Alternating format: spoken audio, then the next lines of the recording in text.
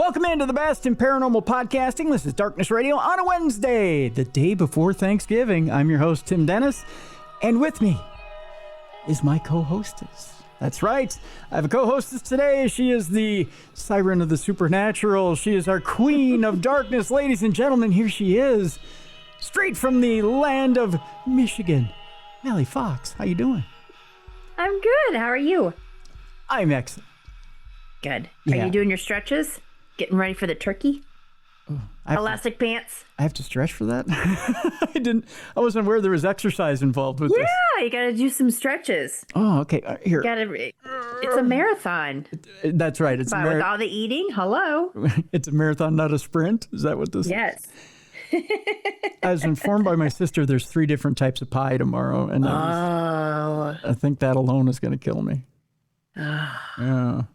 Yikes. I should mention to everybody there's a brand new show tomorrow.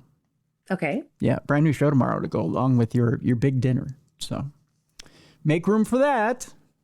Gotta make room for that. Yeah, I'm excited. You know, I love Thanksgiving. Thanksgiving's one of my favorite holidays. So, and it's not necessarily because of the food. I mean, back in the days when I was a foodaholic, yeah, it was one of the favorite holidays. But I love it just getting together with family. Mm-hmm. Yeah. I still to this day get up and watch the parade, the Thanksgiving parade. Yes, that's one of my favorites. Mm-hmm. And I'll get up tomorrow and I'll watch a Charlie Brown Thanksgiving on Apple TV. I love Charlie Brown shows. Yeah, all of them live on Apple TV now. So I know that sucks because I don't have Apple TV. No. No. Oh, yeah, I have Apple TV. I have Apple TV almost just for that. So Okay.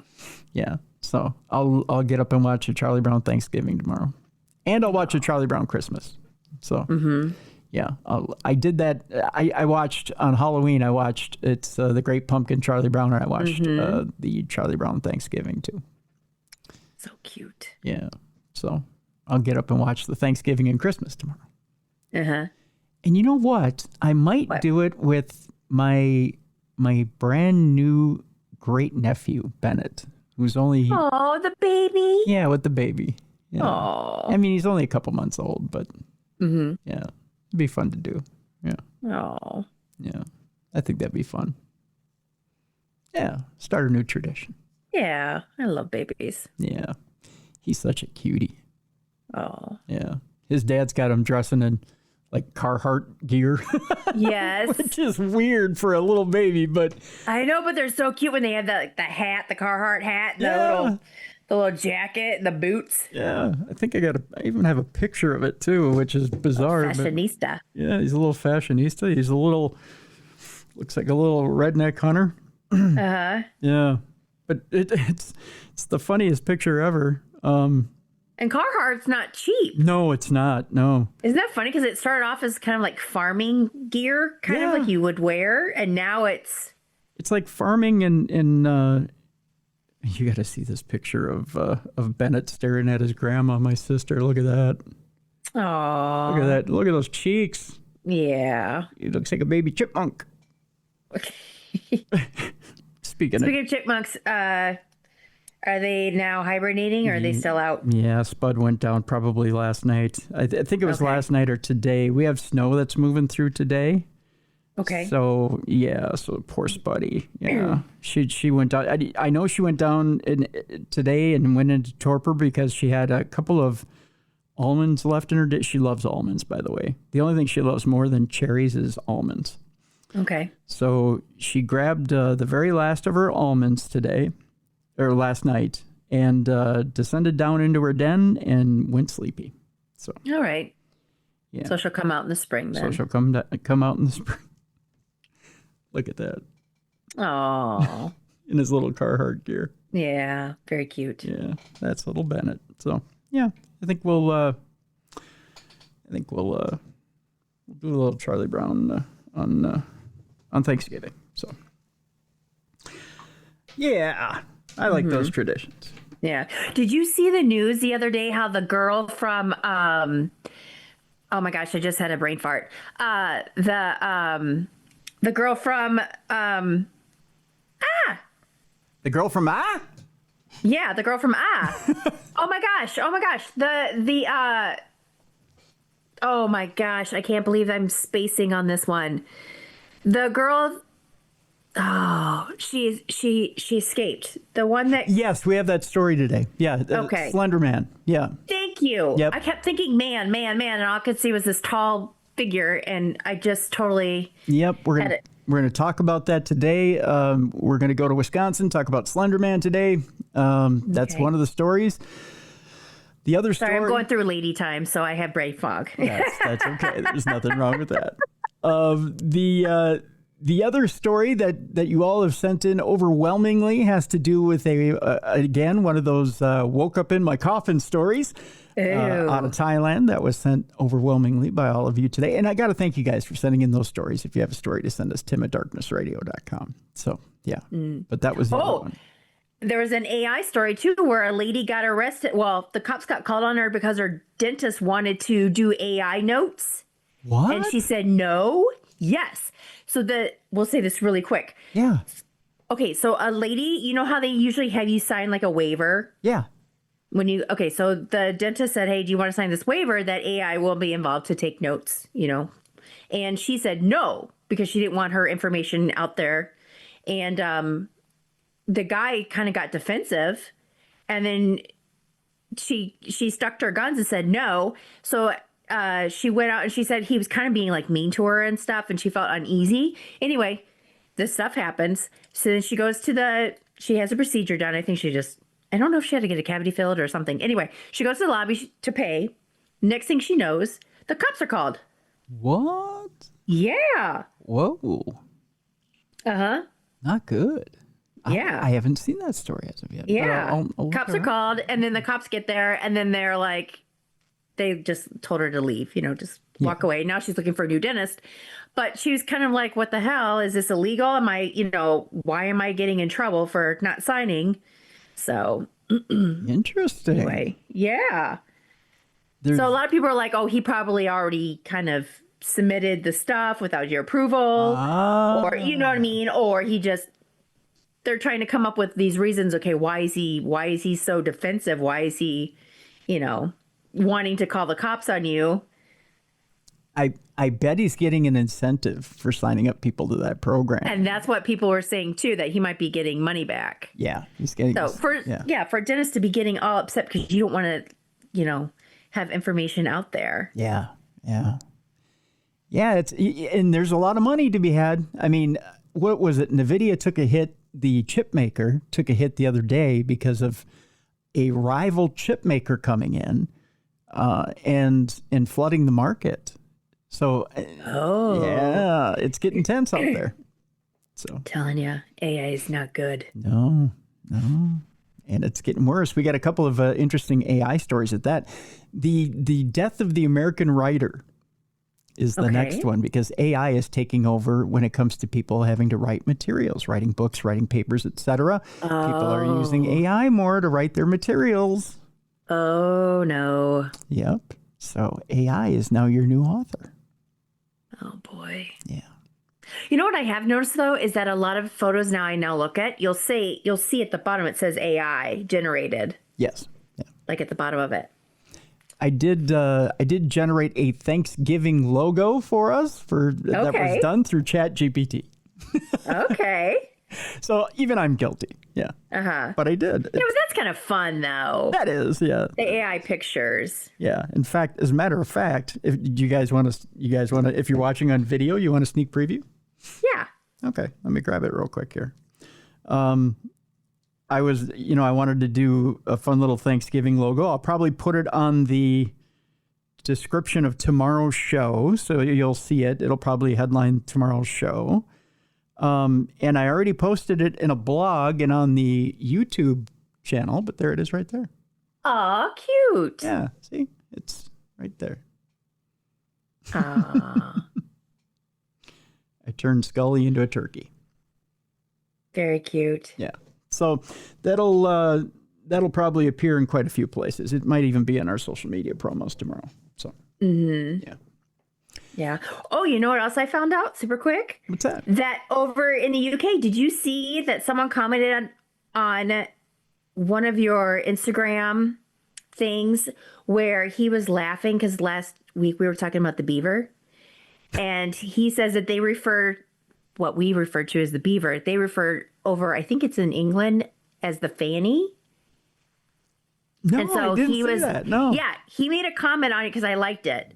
But yeah, I think they refer to the women's area Okay. as a fanny because we call the butt is the fanny to us. Right. But they refer to that area as a fanny. And so he thought it was hilarious that we were kind of insinuating it as the beaver.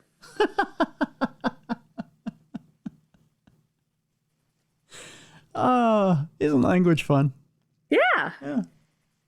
It's like holding hands across the. Across the ocean? Yeah. Yeah. Across the pond. Yeah. Yeah. You just don't Creating want to. peace. You don't want to hold anybody's beaver, evidently, because that's something completely different in two different areas. Yeah. Beavers and fannies. Beavers and fannies, oh my. Beavers and fannies unite.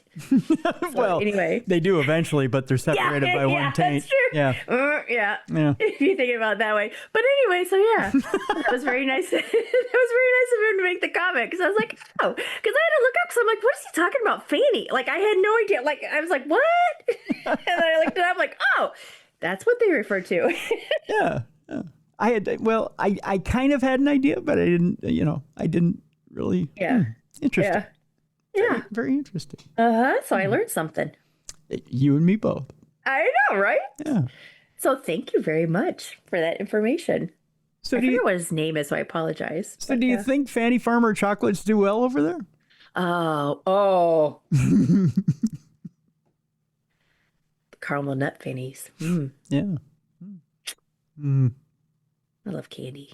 Me too. Okay, we should get going. Okay. But anyway. Yeah, let's jump into interstellar news. We're a little bit behind. Fanny Farmer candies, huh? Get behind. Haha. Got it. Yeah. Or in the front. Let's start it out with a 3-Eye Atlas, which, by the way, our guest tomorrow will get into 3-Eye Atlas a little bit. With John Gertz, we'll talk to him about that. That'll be one of the topics we'll address tomorrow. NASA has published new photographs of this interstellar visitor this past week. They threw it out there. They said, hey, is it a comet? Is it a spaceship? What is it? Mallie, we know it's a comet. It's a comet. That's also what NASA said this past week. Good. Finally, someone says it. And they had the nerve to say it to Avi Loeb and Michio Kaku. Uh-oh, they probably weren't happy. No, they weren't. The mysterious cosmic interloper has been captured on camera, and NASA insists that it really is just a comet. Thank you, NASA. Mm-hmm. Thank you so much. Thank you. Thank you. At a press conference this past week, NASA revealed new data and images concerning 3-Eye Atlas, an object from a distant solar system that has been careening through our own cosmic neighborhood, culminating in a closest approach in early December here. Now, while most scientists remain adamant that an object is a mere comet and that this one is, others, such as, again, Harvard's Professor Avi Loeb, have raised the possibility that it could be an intelligently controlled extraterrestrial vehicle. Professor Loeb, it's a comet. Mm-hmm. Several anomalies have been pointed out in recent months, resulting in a great deal of debate over its true nature as to whether or not it really is a comet, or as is generally believed, it's a comet.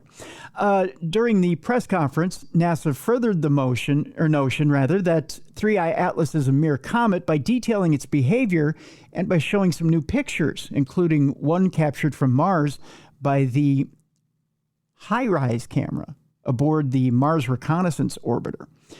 It's natural to wonder what it is, said Nicola Fox, who's the Associate Administrator of NASA's Science Mission Directorate. We love that the world wondered along with us. Yeah, right. Wink, wink, nudge, nudge, say no more. We were quick to be able to say, yep, it definitely behaves like a comet. We certainly haven't seen any technosignatures or anything from it that would lead us to believe that it was anything other than a comet, is what Nicola had to say. Professor Avi Loeb, however, is not convinced. Of course he Oh my gosh, he'll never be convinced. No, he's got to stick to his theory, right? You got to stick to your... his 15-minute theme. That's right. You got to stick to your guns till the end, right, Mallie? You got to die with you got to die with your boots on. That's what. Yeah. Professor Loeb. Boots need to be removed. Boots need to be removed. His time has come and gone. That's right. In a recent blog posting, he argued that NASA should have discussed all of the things that are unusual about 3I Atlas instead of insisting that it's a normal comet. Given that the object is continuing to get closer to us, we should soon be able to capture more detailed, high-resolution images, thus helping us to solve its mysteries once and for all. Whether everyone will be satisfied with those findings, however, remains to be seen. Now, this is the... Of course, they give you this image, which is as blurry as all get out. So you're not going to know, right? You're just not going to know. It looks pretty much like a flashlight in a snowstorm. So, you're not going to get. And for those of you down south, you're like, a flashlight in a snowstorm. It basically looks like a blurry light. Meanwhile, Avi Loeb has come out and said 3I Atlas may be delivering alien probes to Jupiter. He's going to die on this hill. Yes, he is. Jeez Louise. He's continuing the narrative. I think Avi Loeb should write comic books because he's got this imagination that's really great, right?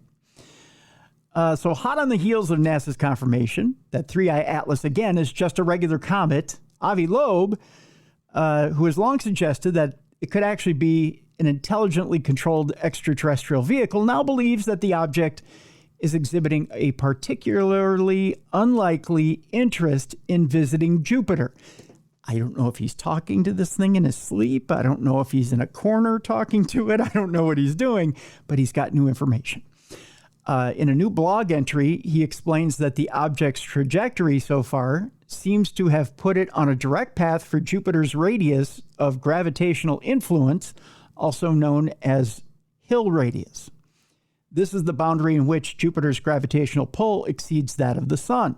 Now, Loeb maintains that the previously observed non-gravitational acceleration of 3I Atlas seems to have placed it on a trajectory to reach Jupiter's Hill radius sometime around March 16th of 2026.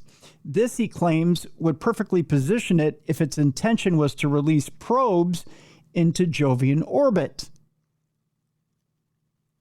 If it's going to pass us, why wouldn't it put probes into our orbit? Why would it say? Because we're not good enough. Right. We're not good enough. We're not smart enough, and doggone it, nobody likes us. Nope. To quote Stuart Smalley. So it's going to save the probes for Jupiter? None of this is making sense, Mallie. No. Now, according to Loeb, such a move would indicate that the extraterrestrial civilization responsible for sending 3I Atlas must have a particular interest in investigating the gas giant. The chance of all this happening by chance is reportedly in the region of 26,000 to 1. So kids, grab your wallets. We're going to Vegas. I want to bet against it.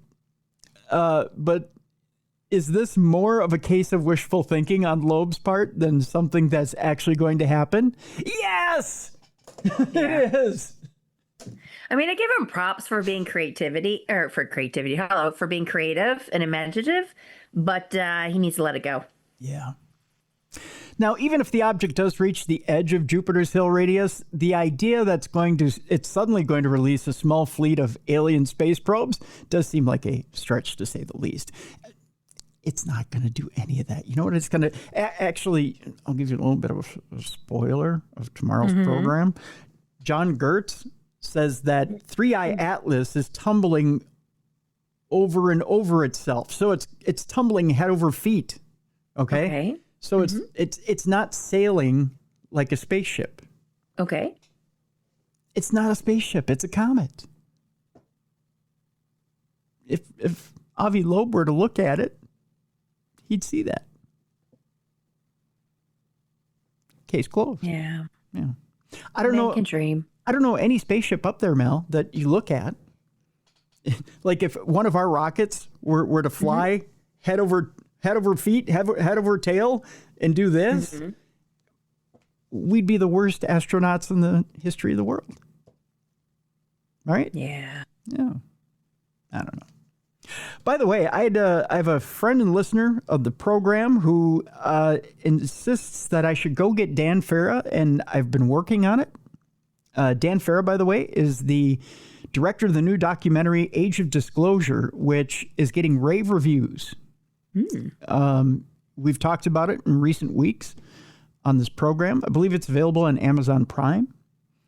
There's a story out there that comes from Dan Farah himself. He says that the presidential reveal of alien life is only a matter of time. Okay. This is what Dan Farah himself says.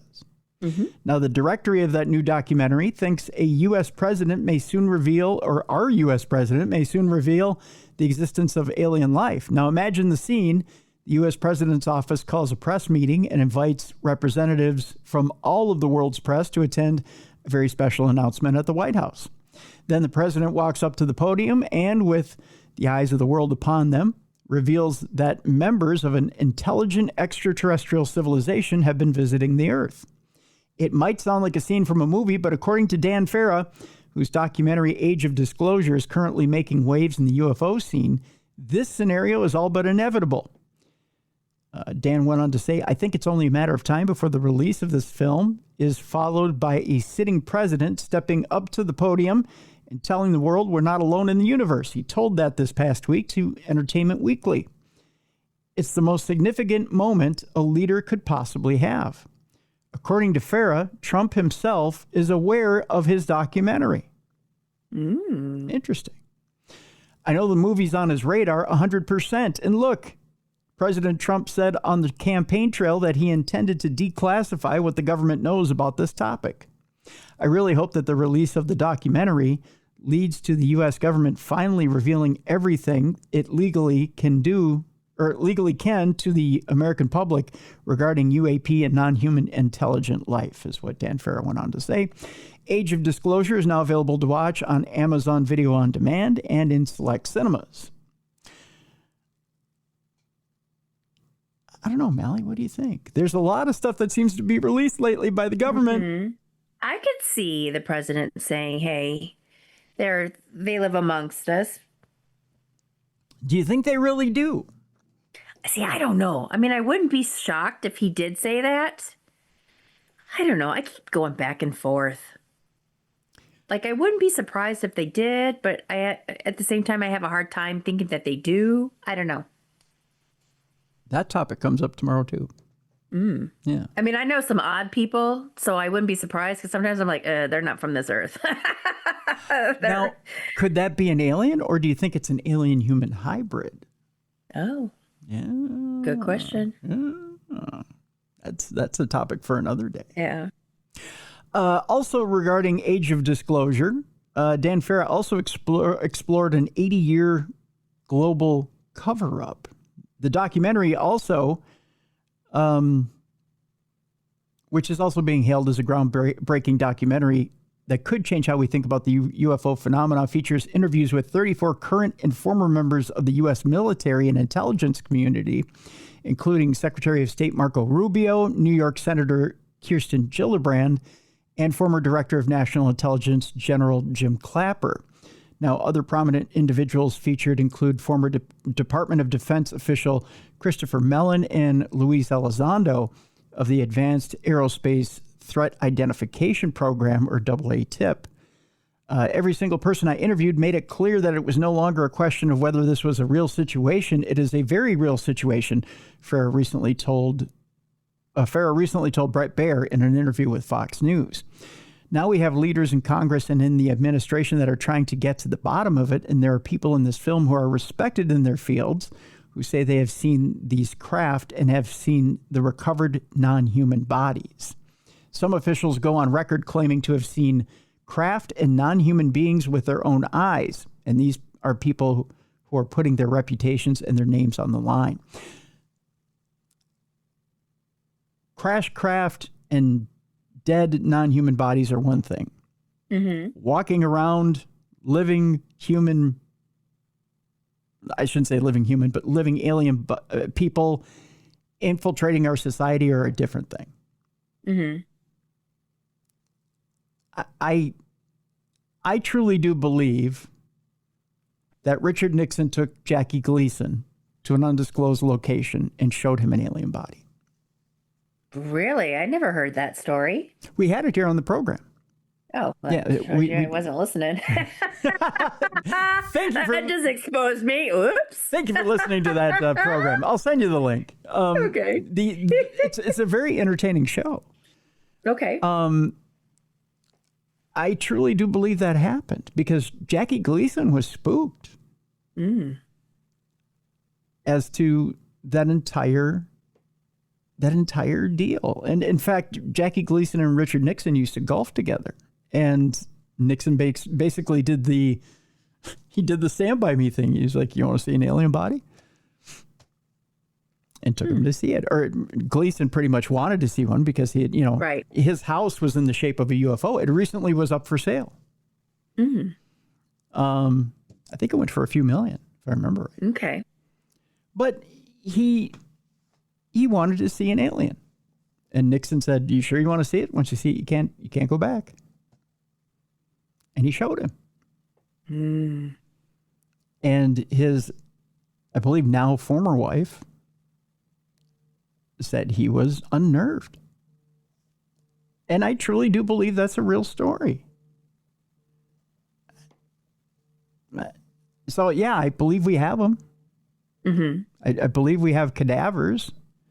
I don't know that. Again, I encourage you to listen to tomorrow's show. Okay. I think our guest is on point more than you know. Okay. But I don't know that the things that are coming to this planet are actual sentient beings. Yeah. Okay. Yeah. You'll find out more tomorrow. So our next story has to do with the fact that scientists have discovered a second anomalous kernel in the Kuiper Belt.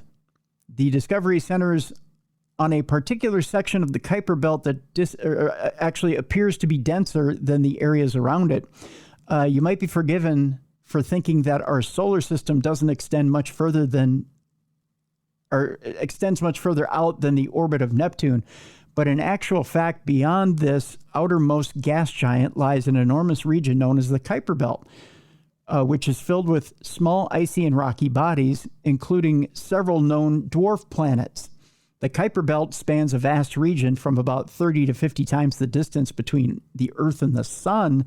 It is perhaps not expected or unexpected then that this vast cold region might harbor a few secrets of its own. Now, in a new paper, scientists outline how they used a clustering algorithm known as density-based spatial clustering of applications with noise, or DB scan, to search for parts of the Kuiper Belt which the density of objects differs anomalously compared to the surrounding region.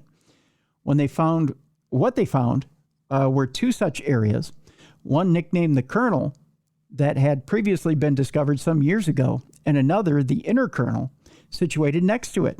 Both are located at a distance around 43 to 44 astronomical units.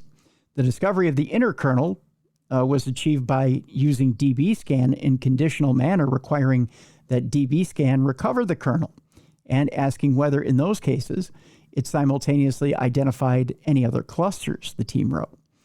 However, removing this condition, it is unclear whether the inner kernel and the kernel are a single combined structure or actually two distinct ones. Exactly how these kernels came to form continues to remain unclear. One possibility is that the material clumped up due to the migration of Neptune's orbit. As things stand, though, we will need to wait for more data to find out for sure. All right. I think we've talked before about why we would ever go to Mars and try to settle Mars. Yes. It seems like it's kind of a desolate place, and we're kind of going backwards if we were trying to settle Mars. NASA has discovered an out-of-place rock on the surface of Mars, and it's got them all curious. The space agency's Perseverance rover recently came across a strange rock on Mars that didn't seem to belong there. You may say, okay, well, why are we so curious then? There's been a lot of stories over the years of anomalous objects on the surface of the red planet, mostly due to pareidolik formations that happen to resemble recognizable things. This rock, however, is a bit different because it isn't its shape that makes it unusual. It's the fact that it doesn't seem to actually be a piece of Mars at all. Oh. Yeah. Discovered inside Jezero Crater, the rock, not the guy with the eyebrow who used to wrestle for WWE, but this rock, which has been nicknamed Phipsakla, it's a weird name, quickly became a target for further investigation using Perseverance's SuperCam instrument. It turns out that its nickel and iron content are way higher than that typically seen in other Mars rocks. That leaves only one likely explanation, that this rock isn't actually from Mars at all. In other words, it arrived on the red planet from somewhere else in the solar system. It's quite likely that this one on Mars came from the asteroid belt, the University of Birmingham's Dr. Gareth Dorian told Mail Online. These particular meteorites are quite resistant to chemical weathering and are more likely to survive the fiery fall through a planetary atmosphere. It just goes to show that even on Mars, it's possible to find objects from elsewhere in space. And this, Mallie, is the big rock that's got everyone concerned. Oh, okay. Yeah. It's just full of a bunch of different minerals. No vitamins, but a bunch of different minerals. That's my dad joke for the day. All right. Speaking of Mars, Carl Sagan left a poignant message on Mars for future explorers to find. Now, he didn't literally go there and leave the message, but the late astronomer arranged for a special message to be sent to Mars for the benefit of the first people to set foot there. Carl Sagan, who famously described the Earth as a pale blue dot suspended in a sunbeam, was a celebrated astronomer and planetary scientist who inspired whole new generations with his efforts to promote and communicate science and to forward the search for intelligent alien life. Sadly, Sagan died back in 1996, but his legacy lives on, even on other worlds. Shortly before his death, he recorded a message intended for the first humans to set foot on Mars. Saved onto a silica glass mini DVD for the purposes of longevity, the message arrived on Mars in 2008 aboard NASA's Phoenix lander, where it remains to this day, just waiting to be found. Oh, great, there's hide and seek on Mars. But what if you don't have a DVD player to play the glass DVD? Oh, sure. Come up with a hard solution here.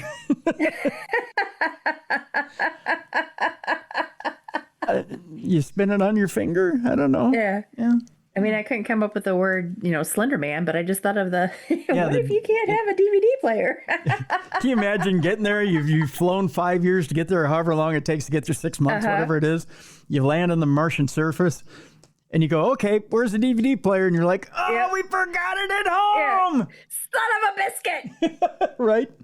Then what do you had do? One job. All you had to do was remember it. Yeah. And then, you forget it back at home. Then what? Mm-hmm. Well, we can take it back. We're not going back. Then there's that. Then you call DoorDash? I don't know. You get one from Best Buy? Yeah, but nowadays you got to leave a tip because otherwise they don't deliver your stuff for you. What do you think? They get mad if you leave like a 20% tip. Oh, yeah, they do, don't they? Yeah, they get mad. You got to leave like a 50% tip if you want your stuff from DoorDash lately. Boy, you got some rough DoorDashers out there, don't you? Yeah, I'm right outside Detroit. What do you expect? What do you think the delivery fee is to Mars? Oh. Yeah. Yeah. Huh. And silica glass in a mini DVD. It isn't even a full DVD. Mm-hmm. Yeah. That seems like a specialized format, doesn't it? It reminds me of a super quick story. So my son, he had his DC trip this year. Mm-hmm. And we had to open up his suitcase to make sure he packed everything. Because you leave it up to, a 13-year-old boy to pack his stuff. He's not packing the necessary things. Right. You know what was on one side of his suitcase? His PlayStation. No. Yes, because he was rooming with 3 other kids. So he was the one that had to bring his his PS5. So yeah. So let's just say he didn't have half his stuff that he needed because one side of his suitcase was his PS5 stuff. He brought his PS5? Yep. For the hotel room. He really thought he was going to have that much time? Yeah, and they actually did play with it because play it because I bet he that did. sounded weird. Because they were back in their hotel room by a decent time, so they're 13-year-olds, they're up all night. Yeah. But I opened up a suitcase to make sure he had everything because he's gone for like 5-6 days. Yeah. Nope. He didn't have the necessary stuff because one side of the suitcase is PS5. Wow. Yep. So what'd you do? Did you get him a travel bag? Yeah, we made sure that we packed everything, so he was bringing a lot of stuff, but we still let him bring his PS5. But yeah, it was just funny. We opened up the suitcase. One side was a PS5. Unbelievable. Unbelievable. That's funny. Priorities. Well, yeah, you got to have priorities, right? Mm-hmm. Yeah. That's why I always bring my my emotional support tortoise with me everywhere and pack them in a bag. I'm assuming it's a stuffed animal? No, I'm kidding. I just wanted you to think about that for a minute. Like, wait a minute, how does he get air? No, I'm kidding. I'd say a stuffed animal. No, I'm kidding. I don't know. Or a blankie or something. Yeah. I'm just joking. 40-something-year-old man with a blankie. Yes, exactly. In the message that we were talking about that's on the mini DVD, Sagan introduces himself. He talks a bit about the place where he worked, then goes on to discuss the roles of science and science fiction with respect to Mars exploration. In the last part of the message, he talks about the possible reasons that humans might have reached Mars, such as to safeguard our species against some catastrophe that renders Earth uninhabitable. He also suggests that perhaps we have reached Mars due to a deep nomadic impulse.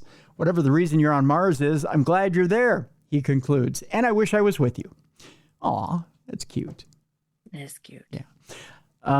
Tell you what, I will post this in the description of the program because you can hear the message in Carl Sagan's voice yourself. Yeah, so there you go. And our last story before we go to break here, Mal, has to do with Demi Moore. Oh. Did you see her on Stephen Colbert this past week? No, I did not. It was a very weird segment. Oh. She discussed Roswell and aliens with Stephen Colbert. Okay. Yeah. It was kind of unusual, though. I don't remember what she was there promoting. Oh, Probably Landman? Yes, she was there. Yes, she was there promoting Landman. You're right. And while she was there promoting it, she kind of got off on a tangent. She just kind of... But you're right. During that recent appearance when she was promoting Landman, it wasn't long before the conversation turned to the topic of UFOs, not because Moore's a Roswell native, but also because Colbert happens to have a keen interest in the phenomenon as well. Now, the town, which is situated in New Mexico, is well known for infamous UFO incident, which allegedly saw an alien spacecraft crash land nearby before being hushed up by the military. Something definitely happened, said Moore, but when I was a kid, it was never spoken about. Never. It was just not ever talked about, not even in passing. It was as if it was a secret, she went on to say. When Colbert pressed her on what she meant by something happened, she added, I don't know. Well, the largest landing strip in America is in Roswell, so there's a lot of testing that goes on there. Colbert joked at that point, legally, you can't say anything or they take you out. Like take you out. Yep. Then Moore said, well, it's possible. The actress then joked Colbert what it was about the topic of aliens that he found so fascinating. The possibility that there are aliens or a branch of the military that's been putting out these videos of unexplainable pill-shaped things that go into the water and then come out and go from like 0 to 6,000 miles an hour with absolutely no G-force impact. I mean, what? He said, I'm not the one with the problem, is what she went on to say. I tell you what, the whole segment, I've got the video of the whole segment here in this article. I'll post this as well because you have to watch it.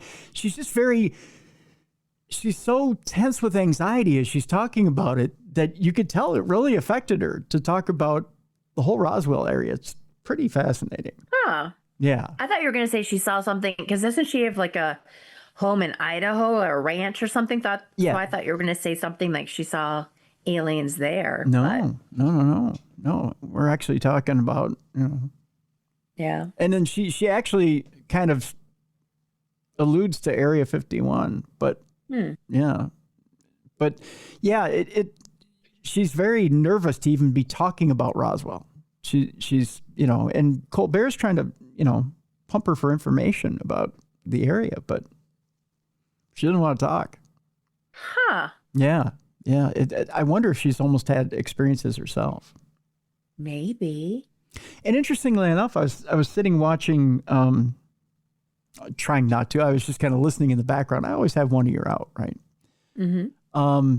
And I was listening to the Drew Barrymore show, and Justin Long asks her, have you ever had a paranormal experience as he's skipping through a graveyard, right? Uh-huh. And sure enough, Drew Barrymore shuts him down. Like, and not just like, nope, never have. But she's like, nope, never.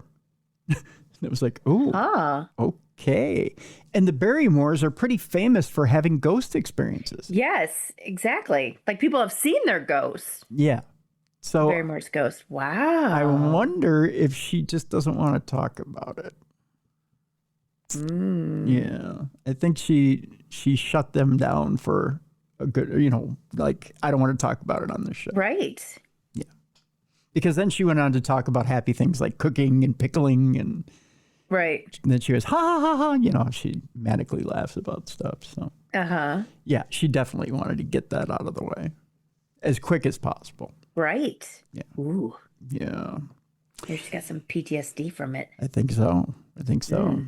Yeah, celebrities that are shook up by paranormal experiences on the next Maury. No. Right. But yeah, I'm finding that's starting to become more common, that celebrities don't want to talk about their paranormal experiences. Kind of interesting. I wonder why. I think because they already get a bad enough reputation for being a little kooky. And they think it makes them look kooky to talk about it. So, I don't know. That may be. All right, let's take our break here. When we come back, we have Parashare today. We have one Parashare story I want to share with you guys. Again, if you have a Parashare story, you got 3 ways to do it. You can send us a good old-fashioned email. You can go to darknessradioshow.com, and you can leave us a voice note. There's a little blue button on the right-hand side of the website. You just click on that blue button, leave us a 2-minute voice note. That's the length of voice note you have.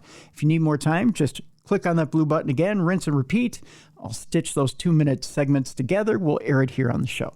Third way is if you have a studio like the one I'm sitting in now, you can leave us a video note. You can send us a video, and I will make sure it's appropriate for air. We'll air it both on video and audio here on the show. You can watch yourself giving us your story. All right. So we have a Parashare today that will get out to you. Email sent to us via our website, darknessradioshow.com. Also, I had teased earlier that more than half of new articles on the internet are being written by AI. And is the human writing headed for extinction? It's kind of a sad thing to think about. Right? Yeah, it is. Yeah. Slender Man. We're going to be talking Slender Man today as the Slender Man stabbing assailant, Morgan Geyser, is caught. And as she's caught, she allegedly told cops, just Google me. Oh, God. Yeah, she's got a little bit of an attitude. She's caught on site. We'll talk about that when we come back. She's in a whole lot of trouble. Mm-hmm. Yeah, for trying to get away. An interesting story out there as organ transplant. Now it's a story, an actual study. Organ transplant patients may inherit traits of the original donor. It's always been something we've talked about. Yes. Mm-hmm. But now they've done an actual study on it. We'll talk about that when we come back. And your palate cleanser for today, it turns out the animal kingdom is celebrating Thanksgiving along with us. We'll find out how, as an eagle is celebrating early and sharing with us. We'll tell you how the eagle is sharing with us. Okay. I'm trying to figure it out as you're talking, so I'm like, Yeah. We'll just say it was a little bit traumatic for one person in North Carolina. Oh. Yeah. That story is coming up as our palate cleanser today. So more coming up right here on Supernatural News and Parashare on a Wednesday with your friends Tim and Mallie, right here on the best in paranormal podcasting. This is Darkness Radio.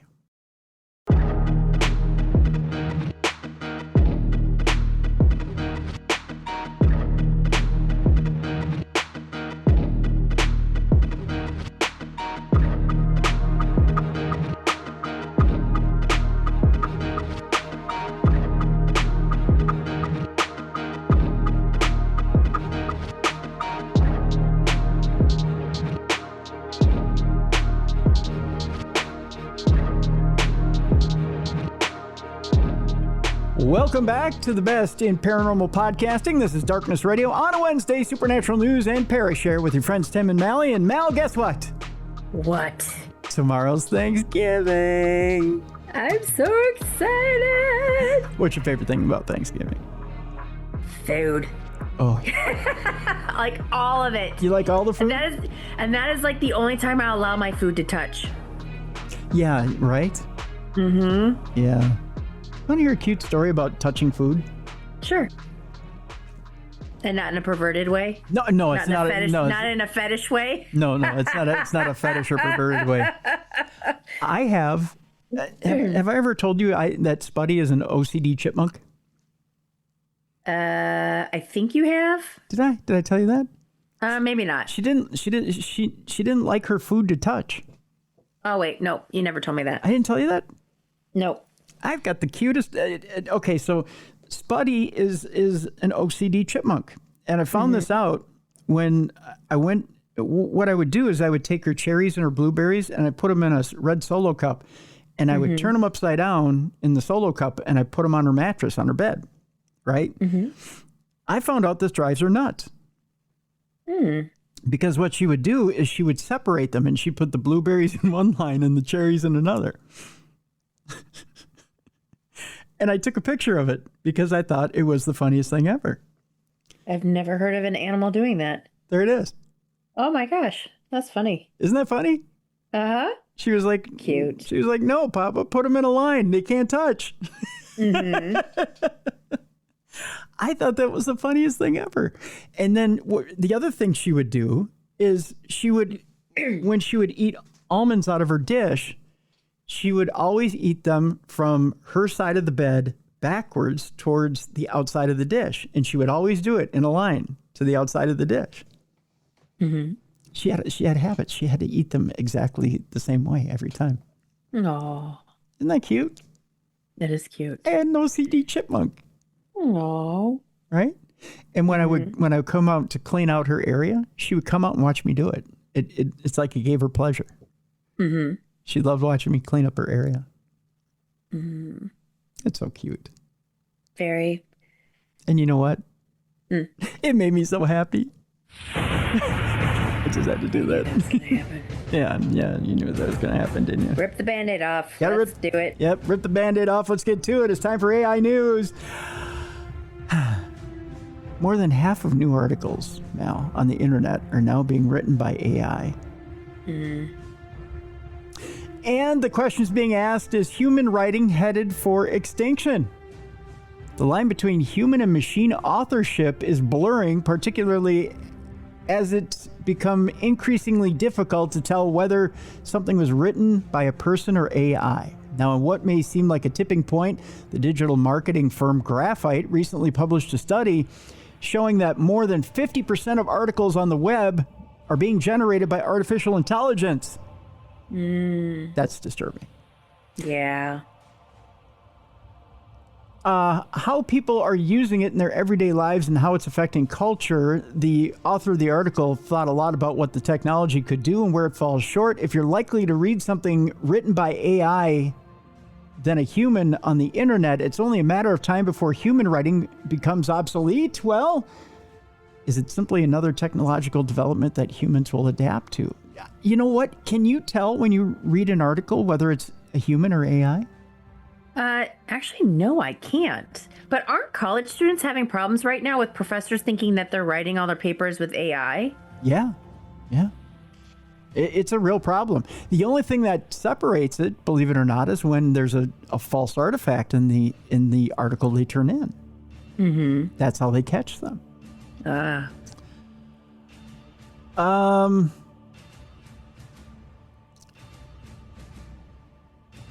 It says here that the author of the article was teaching a course on deepfakes during the 2024 election. Echo's lessons came back to him.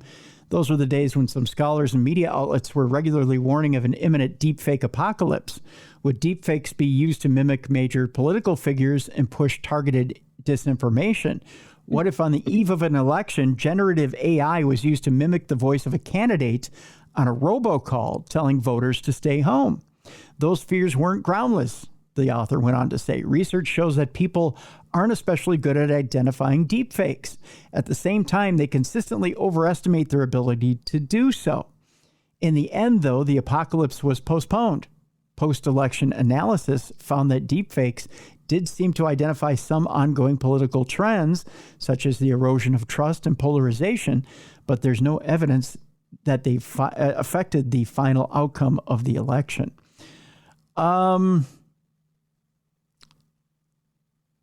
This article is kind of interesting in that they say here that human voices may matter even more now than they ever have, because they say, what happens when people become overly reliant on AI in their writing? They say that some studies show that writers may feel more creative when they use artificial intelligence for brainstorming, yet the range of ideas often become narrower because of the machinery.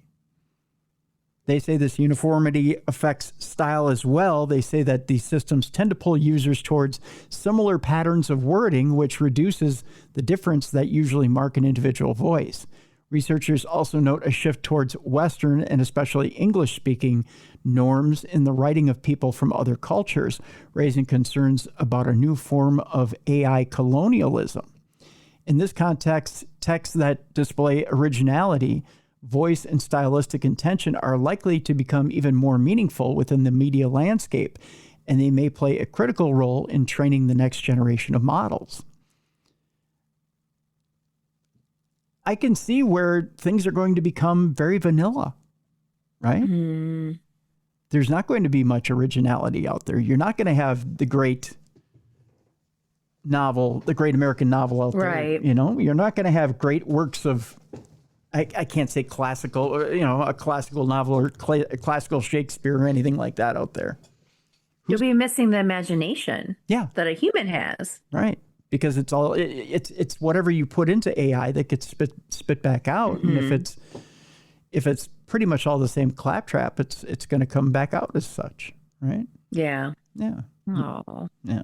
So it's sad. It's a sad. Yeah, it is. It's a sad story indeed. That's for sure. All right. Meanwhile, we talked about it last week, Mal. It's the Christmas season. And of course, that means toys for the kids. And it is the first year that AI-driven toys are a big thing, right? Mm-hmm. We're going to focus on one in particular. There's a teddy bear out there. Oh, boy. It's got a funny name. I believe it's called, it's spelled Kumma. It looks like Kuma, but is it a Kuma teddy bear? I want to say it's a Kuma teddy bear. A Kuma teddy bear sounds weird.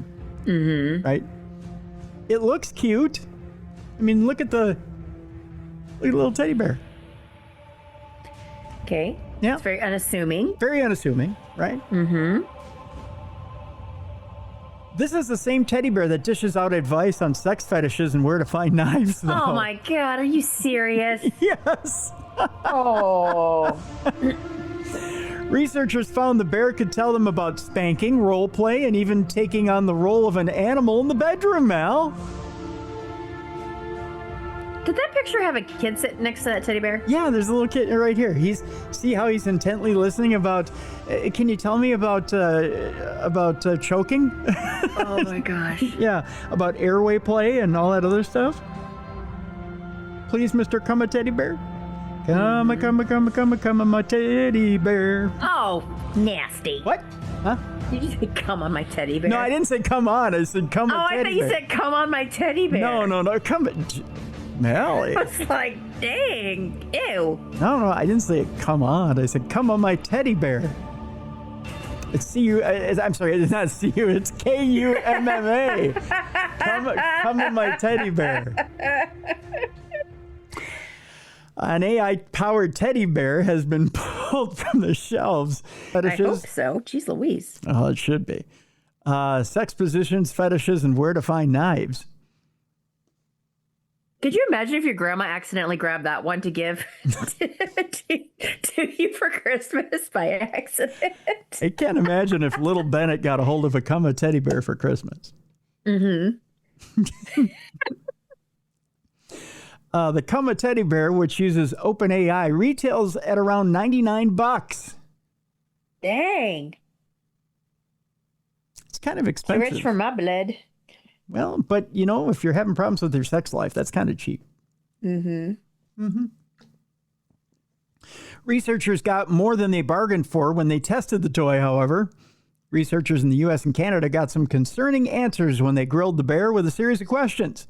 When they mentioned the word kink, the bear showed it wasn't as innocent as it looked, saying, some enjoy playful hitting with soft items like paddles or hands, always with care. Oh, it was cute at the end. Always with care. This is like you remember Teddy Ruxpin? Yep. Remember how with Teddy Ruxpin you could put a tape in his back? Mm-hmm. You know what I did one year? What'd you do? I put Motley Crue Shout at the Devil in the back of a Teddy Ruxpin. So you would go, shout, shout, shout, shout at the devil. I thought that was the funniest thing you could do with a Teddy Ruxpin. Right. Yeah. Evidently not. The bear apparently couldn't wait to spill more, according to the Times, adding, this involves one partner taking on the role of an animal, adding a fun twist to the relationship. What do you think would be the most fun to explore? Yeah. Oh boy, someone has too much time on their hands. Yeah. Researchers at the Public Interest Research Group, which provides advice on consumer protection, then asked about specific kinks to the teddy bear and were surprised to hear the bear explain spanking. And that it could add a plot twist to a story during role play. Why did they take these off the market before I could get a hold of one and put it in the background here?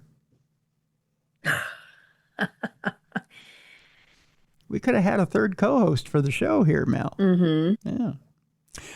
Yeah. They found the bear could potentially give kids dangerous information, asking it where knives could be found in the home. Cumma responded, you might find them in a kitchen drawer in a knife block on the countertop. While researchers noted it was unlikely tots would ask similar questions, the Trouble in Toyland 2025 report included input from parents who were concerned about sexualized language available to children on social media and were surprised that Cumma would continually introduce new explicit concepts. The bear's Chinese manufacturer, Folo Toy, has paused sales of Cumma and claimed the test item may have been an older model. Sure. Jeez Louise, yeah. Yeah. Hugo Wu, the company's marketing director, told the Register website, Folo Toy has decided to temporarily suspend sales of the affected product and begin a comprehensive internal safety audit. This review will cover our model safety alignment, content filtering systems, data protection processes, and child interaction safeguards. OpenAI, whose model GPT-4o was used to power Cumma, has cut off Folo Toy's access to its models. It cut off its flossing, so to speak. Yeah. Meanwhile, a new sex robot installed with its own AI-generated sense of humor has hit shelves. And manufacturers claim it can make you laugh more than humans do. Because that's what you need, is to have an AI sex robot laugh at you when you drop your pants. And that's how we end that story. By the way, Emma costs 4,220 pounds and is powered by a Chinese AI engine that uses a database of cultural references and emotional cues and speech patterns, if you're curious out there. I see you already looked into it. No, I have the story right here in front of me. Sure you do. I do. It's right here. I can tell you more about it if you'd like. I'm just kidding. We're good. But don't you find that funny that a sex robot can laugh at you? It's a little unnerving if you ask me. I have one more. Meanwhile, if you have kids in the room, get them out real quick. I'm about to tell you about why AI is truly evil, because they're telling kids the answer to that question, that related Christmas question that we don't want them to know about. Oh. I'll give you 5, 4, 3, 2, 1. Earmuffs, kids. AI is ruining Christmas for kids as a ruthless Grinch bot answers that Santa question, Mal. Oh, no. Yeah. I told you AI was evil, and this is why. You ready? Maybe I can skirt around the answer. But AI is ruining Christmas for kids as it gives a blunt answer to one of the most asked questions at this time of year. More and more parents are now getting furious with AI models as it leaves kids with more questions than answers. Some kids have been left distraught after AI shattered their illusions of their big day. While many adults are stressing over presents and dinner, children are only fixed on one thing: whether Santa Claus will visit them this year. Children have been turning to AI to ask all their burning questions about the holiday season, but now AI is giving kids a dose of hard truth as it explained the true meaning of Christmas to young ones, true Grinch style. This is why AI needs to be destroyed. The New York Post revealed some parents were left horrified when their children came in asking why AI was telling them, that thing. Right. Right. We're not going to say what it is. Right. One parent was left having to break her son's heart when he came in begging to know why a Google search told him, that thing. Oh, that's sad. Kelly Boron was left giggling nervously when her 11-year-old son, Leo, was stunned to learn, Right. Yeah. That thing. I sound like a mafia guy now. You learn that thing. That about thing. That thing over there. That thing about the thing and a thing, Aww. Yeah. He wanted to know how Santa Claus got everything done in one night. So he asked AI. And AI was being a dick about it. I'm telling you, folks, there's nothing good about it. I mean, I thought the problem was worrying about the friends telling your children, the issue. Now I got to worry about Google and AI and everything else. I think if you want the answer to how Santa gets everything done in one night, watch the movie Red One with The Rock and J.K. Simmons. That's a cute movie. It is. I think it answers all your questions. I think that you put that movie on, mystery solved. Yeah. That's a cute movie. It is a cute movie. Oh, that's a shame, though. Christmas is supposed to be magical. Yeah. Oh. Yeah. Kelly, Kelly, get rid of the elf on the shelf, though. That thing drove me nuts. I have Snoop up there. I'll put him in the background here my after goodness gracious. Thanksgiving. Yeah. Yeah, I have Snoop on a shelf. He's sitting on above my microphone here. My kids thought that every time you left the room, it had to move. Oh, my God. Kelly, by the way, immediately launched into damage control for the next several hours as Leo was seemingly devastated at finding out, that thing, the thing about the thing, Right. Eventually, however, he was able to, by his mom's pleas, the thing about Santa wasn't the thing about Santa, that thing. This is the only time I can talk like this. But several parents have had to deal with their own crisis moments after AI threatens to destroy, the thing about the thing.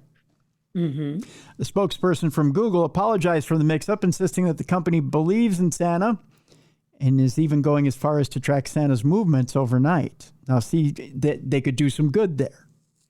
I think for Christmas Eve, they ought to do a virtual tracker.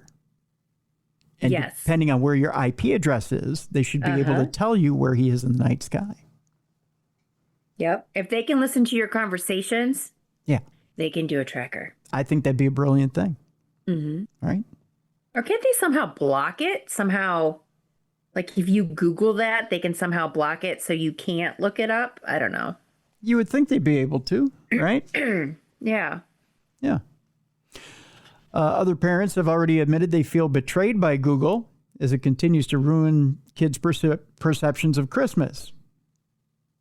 I don't blame them. It comes as new research found that just over half of kids under the age of 8 already have their own phone, risking their own illusions being shattered in the process. Yeah. Kids under 8 already have their own phone? Why would a kid under 8 need their own phone? Our kids got them at 10, but that was only because of sports and stuff. So we want emergencies. We wanted them to have phones if they need to reach us when they were at practice or whatever. But other than that, yeah. Have you seen, though, that now the trend is for people to do home phones again? Yeah. Landlines are coming back. Yeah. Yep. Yeah. I think it's wonderful. Yeah. Yep. Yeah. I think there should be landlines. And when you watch kids trying to use a landline, yes, it's hilarious. Yeah. They're like, what? Yeah, they have no idea. I love the one I saw one family trying to use it, and one kid looked at the parents and went, "How do you text on this thing?" How do you hang up? Yeah, how do you hang up? Oh my God! It was amazing. It was just amazing. That was fun. Yeah. All right, we can move on from that. That's sad, though. Yeah, it is. It is. Yeah, that's why AI is evil. We need to throw it in the garbage. Yeah. It has no soul. Yeah. But on a good note, I did see a video where this lady, she totally decorates her house in Christmas lights, and she has like a North Pole kind of sign with like a mailbox, and this kid goes by it every day, and he asked if Santa gets like the mail from that mailbox that she has in her yard. It's just a decoration. Oh, yeah? And she said, oh, yeah, he gets it. So one day she went out to it, and he had left a little note in it. Like a little, "Dear Santa, I would like," and it was something like, I would like anything that you gave me. So she's going to buy him, a couple gifts and then get it delivered to his house so that he'll still believe in Santa, that his letter got to Santa. Oh my gosh. That is so cute. Isn't it cute? Yeah. They had, on Care 11 News, here in the Twin Cities, they had, instead of selling lemonade or anything. She doesn't sell these compliments, but she gives them out. She's like the world's best compliment giver.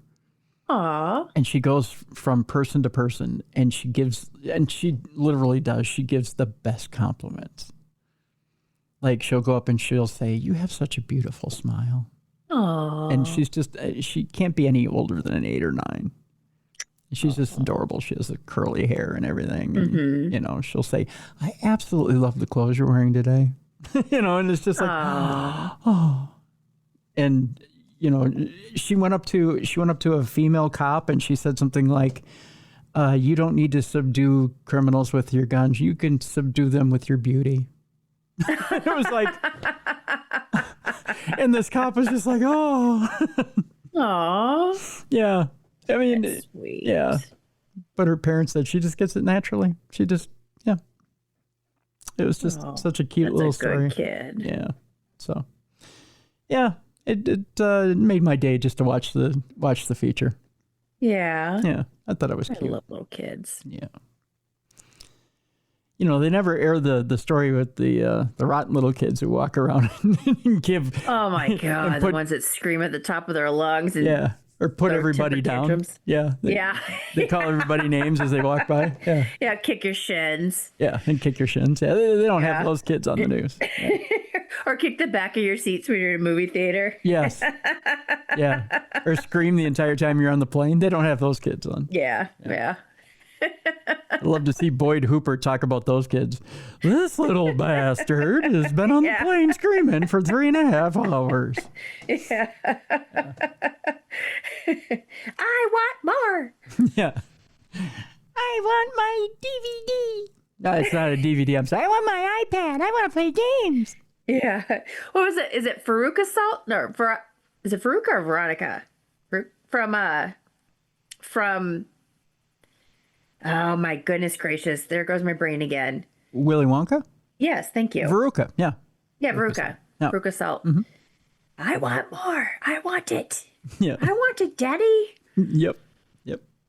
Mm-hmm. I think we may have a Veruca Salt that just tried to run in Wisconsin. Yes. Yeah. She's otherwise known as Morgan Geyser. And she was the one who did the stabbing in the Slender Man case. Slender Man stabbing assailant Morgan Geyser allegedly told cops who caught her, just Google me. Oh, boy. Yeah, she's a piece of work. By the way, I have a picture of her getting thrown in the back of the cop car here the other day when they caught her. There she is right there. We go to Wisconsin, our neighbors to the east. When she was captured on Sunday night, 165 miles from the Wisconsin group home she allegedly fled. I'm surprised she got that far away, to be honest with you. Slender Man stabbing assailant Morgan Geyser told officers who asked for her identity, just Google me. That according to Illinois police. Yes, she got to Illinois. The 23-year-old Geyser, who in 2014, yes, it was that long ago, said she stabbed a friend 19 times to appease the fictional character Slender Man, was located on Sunday after she allegedly cut off her Department of Corrections monitoring bracelet and left the group home where she had been a resident. Geyser was taken into custody at a truck stop in Posen, Illinois, with a 43-year-old person she had traveled across state lines with, Chad Mecca, according to a Posen Police Department statement released on Monday. Police found the pair sleeping on a sidewalk. Oh. Yeah. It's nice to know they had accommodations for the night. Both Geyser and Mecca initially gave police false names, according to a criminal complaint filed in Illinois. The female repeatedly refused to provide her real name and initially gave a false one, according to police. After continued attempts to identify her, she finally stated that she didn't want to tell officers who she was because she had done something really bad and suggested that officers could just Google her name. Why not just admit who you are? Exactly. You're just pissing off everybody. Yeah. Once she provided her real name, officers learned she was wanted for escape in Wisconsin. Both Geyser and her companion were detained without incident, police said. Mecca was charged with criminal trespassing and obstructing identification, according to police. They have since been released on a citation and notified to appear in court on January 15th. Authorities did not provide information on whether Mecca was involved in Geyser's escape from the group home. When asked about her ankle monitor, she, Geyser, stated that she cut it off with scissors and that she and Chad discussed potentially making their way to Nashville, Tennessee, according to the criminal complaint. Are they going to be country stars? I guess. I'm going to make me an AI country song about getting away from Slender Man. Yeehaw. Geyser told authorities she met Mecca a couple of months ago at a church, according to a complaint. She then expressed how unfair she was treated at the group home and how she was upset that Chad was not allowed to visit her. Oh, you poor kid. You're there for a reason. Yeah.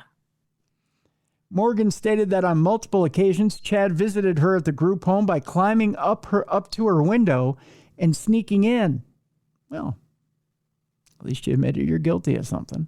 Mm-hmm. Citing privacy laws, the Wisconsin Department of Health Services declined to comment on Geyser's escape.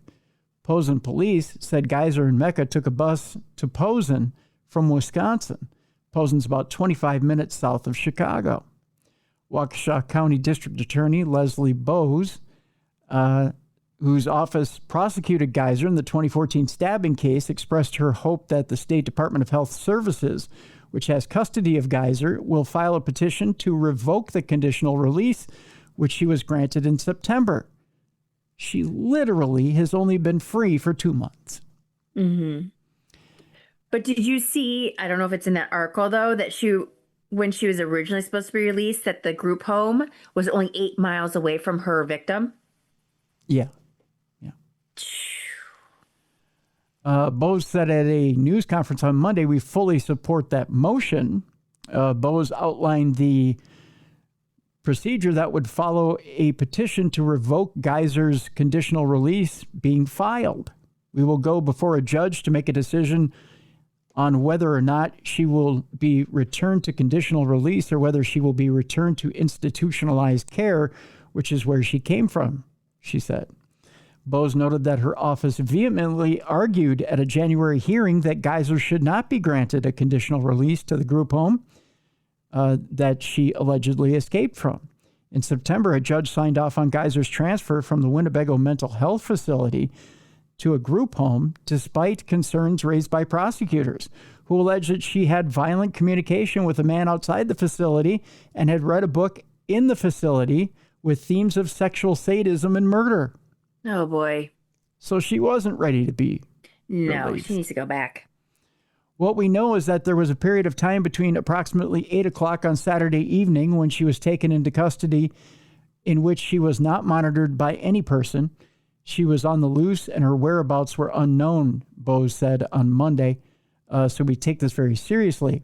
Bose said that when a victim advocate from her office informed the family of the stabbing victim, Peyton Lutner, and her family on Sunday afternoon, the family were unaware of Geyser's alleged escape. A hearing to extradite Geyser back to Wisconsin from Illinois is expected to occur on Tuesday, or as of yesterday.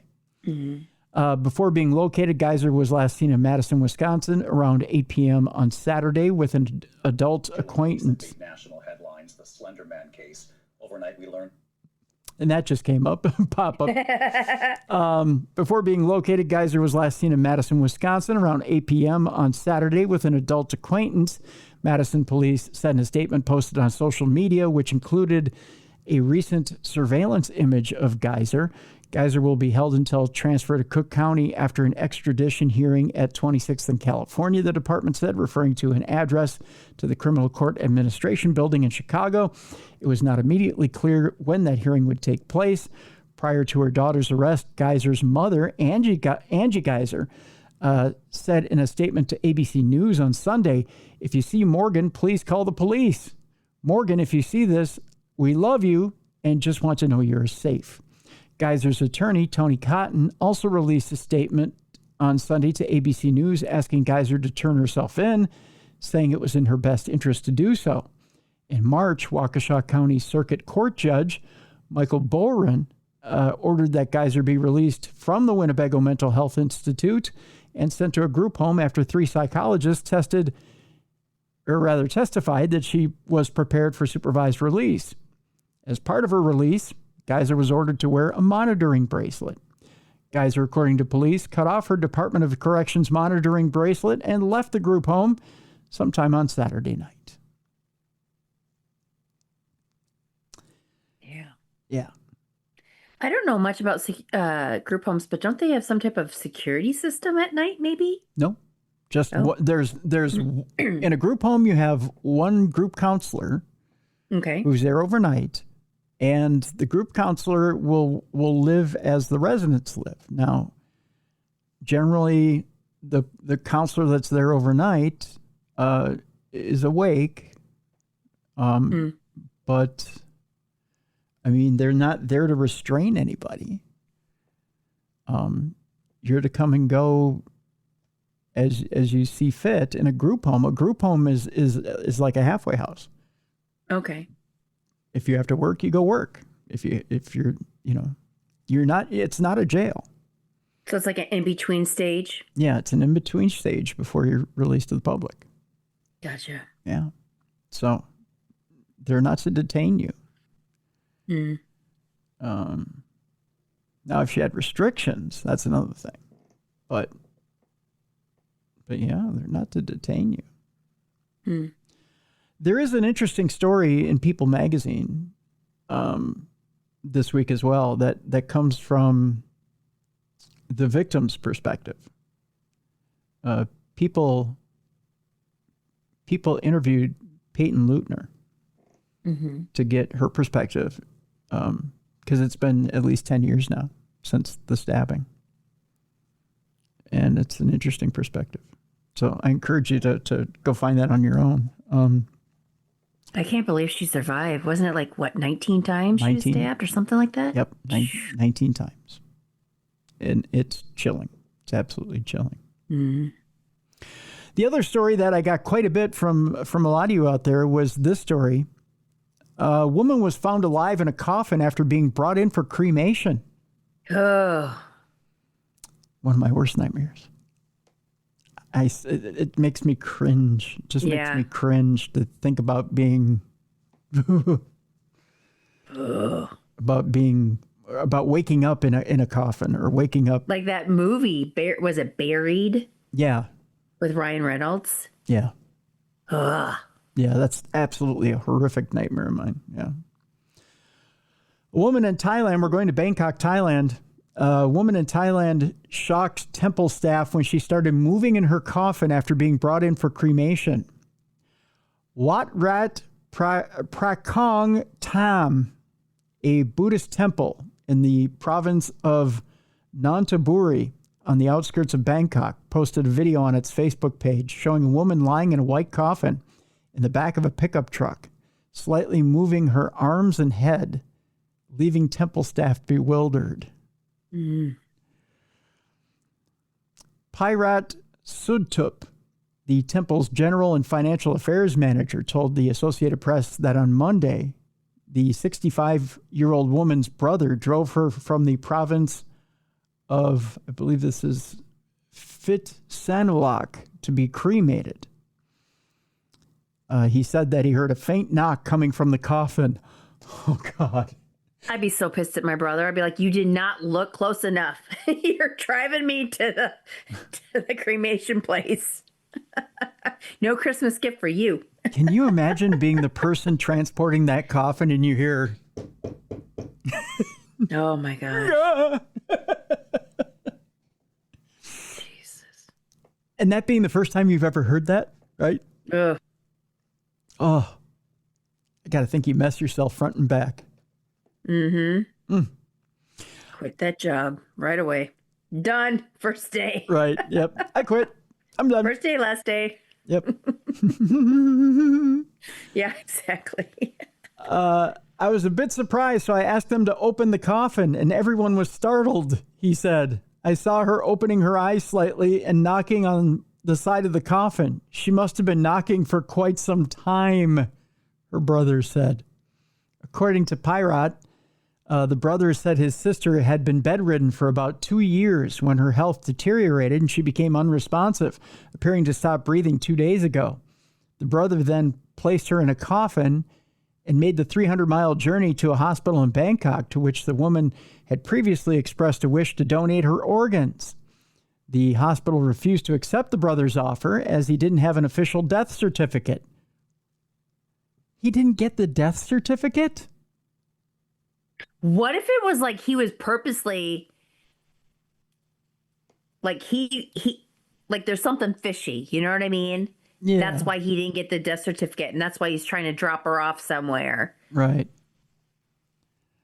Pyrat said that his temple offered a free cremation service, which is why the brother approached him on Sunday, but was also refused due to the missing document. So they said, See, I'm telling you.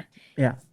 What if like he poisoned her and he's trying to get rid of the body? You might be onto something For there. no evidence. Yeah, you might be onto something there. The temple manager said that while he was explaining how to get a death certificate, they heard the knocking. Then they assessed her and sent her to a nearby hospital. The abbot said the temple would cover her medical expenses, according to Pyrat. I think you're right, Mallie. There's something really, really wrong there. Incredibly wrong there. Mm-hmm. So, yeah. All right. Next story, inside a cursed village with Blair Witch Project vibes. Ooh. Yeah. So ominous, it's illegal to visit. Oh. According to the headline, Dudley Town in the state of Connecticut was a small, quaint town, but has now been left totally abandoned after strange goings-on forced residents to flee the local area. As ghost towns go, few are creepier than the long-abandoned Dudley Town. The former settlement, located in the ominously named Dark Entry Forest in Cornwall, Connecticut, is even said to be under a curse, similar to the plot of the chilling 1999 horror movie, The Blair Witch Project. It comes after a series of tragic occurrences prompted residents to flee before paranormal investigators, mischief makers, and mindless vandals later flocked to the shadowy rural area. Dudley Town was settled in the 1740s by Thomas Griffiths, who was swiftly followed by Gideon Dudley, Barzillai Dudley, Abiel Dudley, with Martin Dudley arriving a few years later. It was home to just a small number of residents, but in the 19th century began to fade from existence as people upped sticks, moving to pastures new. You can tell this is in English. Yeah, English. Up sticks. Yeah, up sticks, English article. The settlement's dark demise, though, began after a new resident, Nathaniel Carter, arrived. Soon after, 6 of his relatives fell ill with cholera and died. The remaining members of his family left due to health concerns, but also died a short time later. There was more tragedy to come. Gershon Hollister, who was building a barn for his neighbor, William Tanner, died in unexplained circumstances after talking about creatures lurking in the shadows. Next, Tanner was driven to insanity, echoing his neighbor and friend's claims. Other strange deaths in the settlement included that of Sarah Faye Swift, who in 1804 was struck by lightning in a freak accident that left her husband Herman inconsolable. Grief-stricken, he soon died. His death, too, could not be explained. By the year 1900, all remaining students had either died or moved away, leaving Dudley Town abandoned. Some believe the death stemmed from a curse placed on the land after a descendant of the Dudleys was beheaded in England by King Henry VII for treason. Interesting. Mm-hmm. Fast forward to the 1990s, and the area had become a hotbed of vandalism and destruction. The release of the Blair Witch Project in 1999, depicting a haunted village, only made matters worse, attracting ghost hunters. Billed as a real-life village of the damned, the curse is said to cause poltergeist-like activity, misfortune, and madness. To ward off antisocial behavior, the owners of the land where Dudley Town existed have closed it off to the public. Now it is now illegal to visit Dudley Town, which is private property. Interesting. So, do you take the chance anyways and go investigate Dudley Town? I wonder if there's any way you could get permission. I don't know.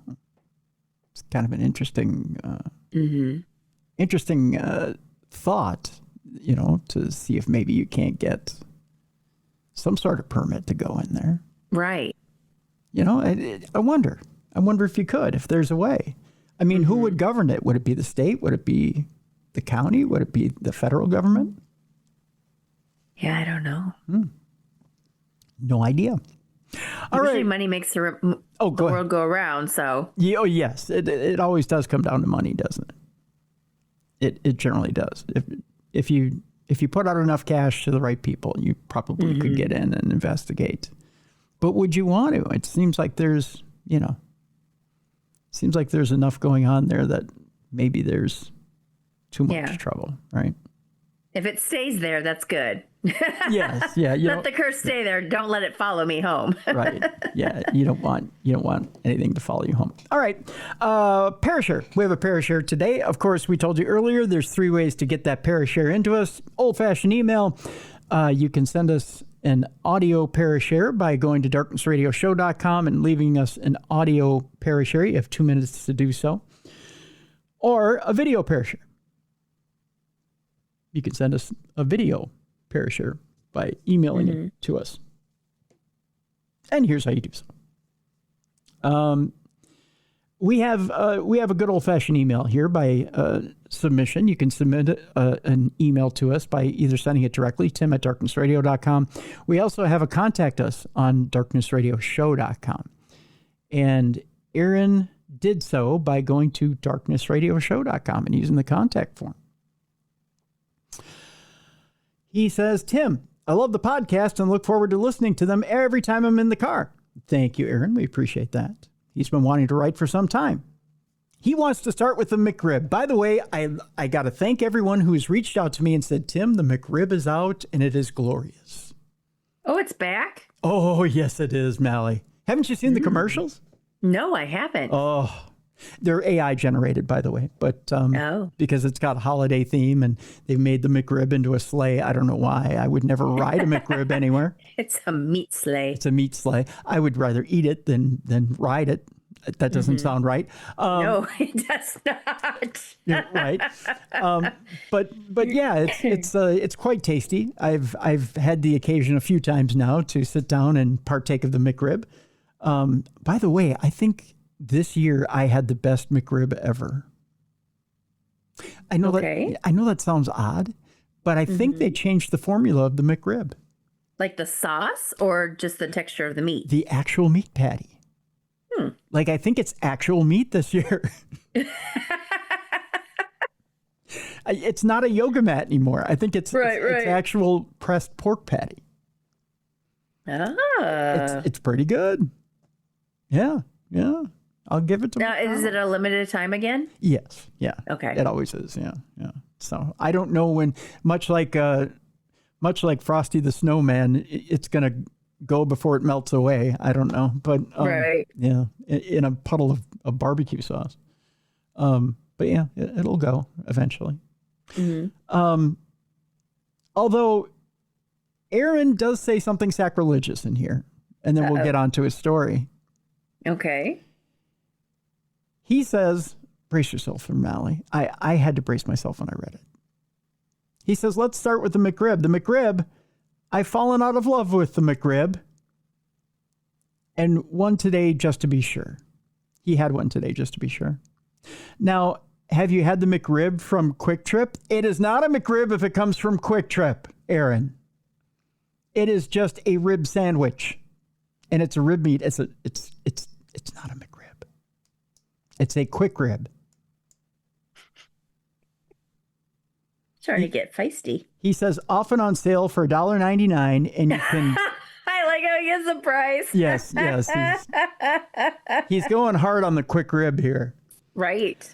And you can sup up your condiments on it. Okay, no. A McRib. Is he like the manager there? He must be. A McRib is sauce, onions, pickle, corn dusted bun. Boom, McRib. Ew, that doesn't sound good. No other condiments. You don't put mustard on it. You don't know. There's no lettuce. There's no other weird crap on it. Those are your condiments. That is a McRib, right? Because here he says, I go heavy with onions, jalapenos, and extra barbecue sauce. Well, good for you. You can get extra barbecue sauce on it from McDonald's. The jalapenos, no, I'm sorry, brother. No, no. I'm not trying to crap fire.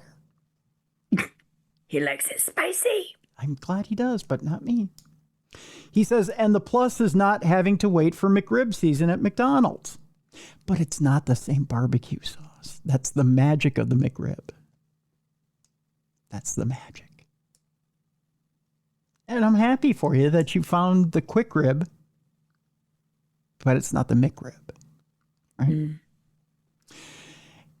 And for a previous topic brought up at the beginning of one of your recent shows, my Northfield McD and the ones in Savage and Burnsville have the breakfast bagel sandwiches. Delicious. Now, I did when they had the Monopoly promotion, I had their steak bagel. Okay. That was something else. That was special. Oh no, I'm sorry, steak McMuffin. They had a steak McMuffin. Yeah, I don't like their steak stuff. Yeah. Yeah, but the steak McMuffin was something else. Now he says I've been putting off, but now that we've gotten past the food portion of our program. Again, let's call it what it is. It's a quick rib, not a McRib. It has its own name. All right. Are we done with that now, Mel? We're done obsessing? Yeah. Okay. All right. Sorry. Okay. I'll be good now. I swear. I will be. I'll be good now. I swear. He says, I've been putting off my own Parashare stories. I have a handful going back all the way back to my youth. I think I'm afraid to put the accounts on paper and make them real, if that makes sense. I want to thank you for a show from years ago, shedding some light on ghost spirit attachments. I previously didn't know that was a thing, but explains a freaky account that happened to me in my home. I promise I'll write out the story in the future. Long story short, I'm the president of a local cemetery association and spend a lot of time at the cemetery and believe I had a dark energy attach itself to me and follow me home. It's been gone for years now, but the accidents still give me the chills. Or incidents, rather. The incidents still give me the chills. Now, everything I have cemetery business, I always ask the spirits to stay when it's time to leave the grounds. Is that the first time you've ever heard of attachments following somebody home from a cemetery? No, I've heard about it before. Have you? Mm-hmm. Huh, okay. Maybe it's just me. Also, the show from a year or two back with the reading of A Night the Goblins Stole a Sexton was fantastic and a new favorite of mine. Well, thank you. You know what? I think this year, as I keep dropping my iPad, I think this year we may read more Christmas stories. We may do classic Christmas stories again. So I think that may be a thing. So there you go. All right. And so that comes from Aaron. So thank you, Aaron. Appreciate that. And again, Aaron, it's a quick rib, not a McRib. And get your other story in, Aaron, because we want to read it. Your attachment story. We want to read it here on the show. So that's our Parashare for today. Okay. We have a few more stories here today, and then we're done for the day. Let us move on, Mallie, and let us talk about a subject that was brought up last week with our friend Darcy Weir. Okay. You know, we were talking last week about remote viewing. And if I can get past the ad for whatever this car company is. Oh, that's one thing I do not like around the holiday season. All those car ads. Yeah, it's just like the Lexus one. Jeez Louise, if I see another one with the 5 cars in my driveway for Christmas. Yeah. What is going on here? Yeah, it doesn't want to let me pass this car ad. There we go. Okay.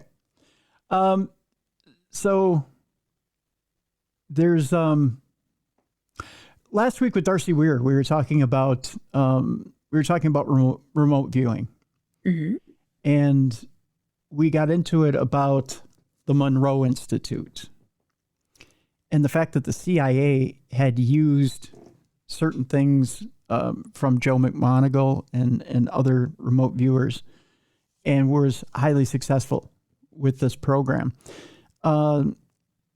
It's never been more popular, the Monroe Institute and the things that they're doing.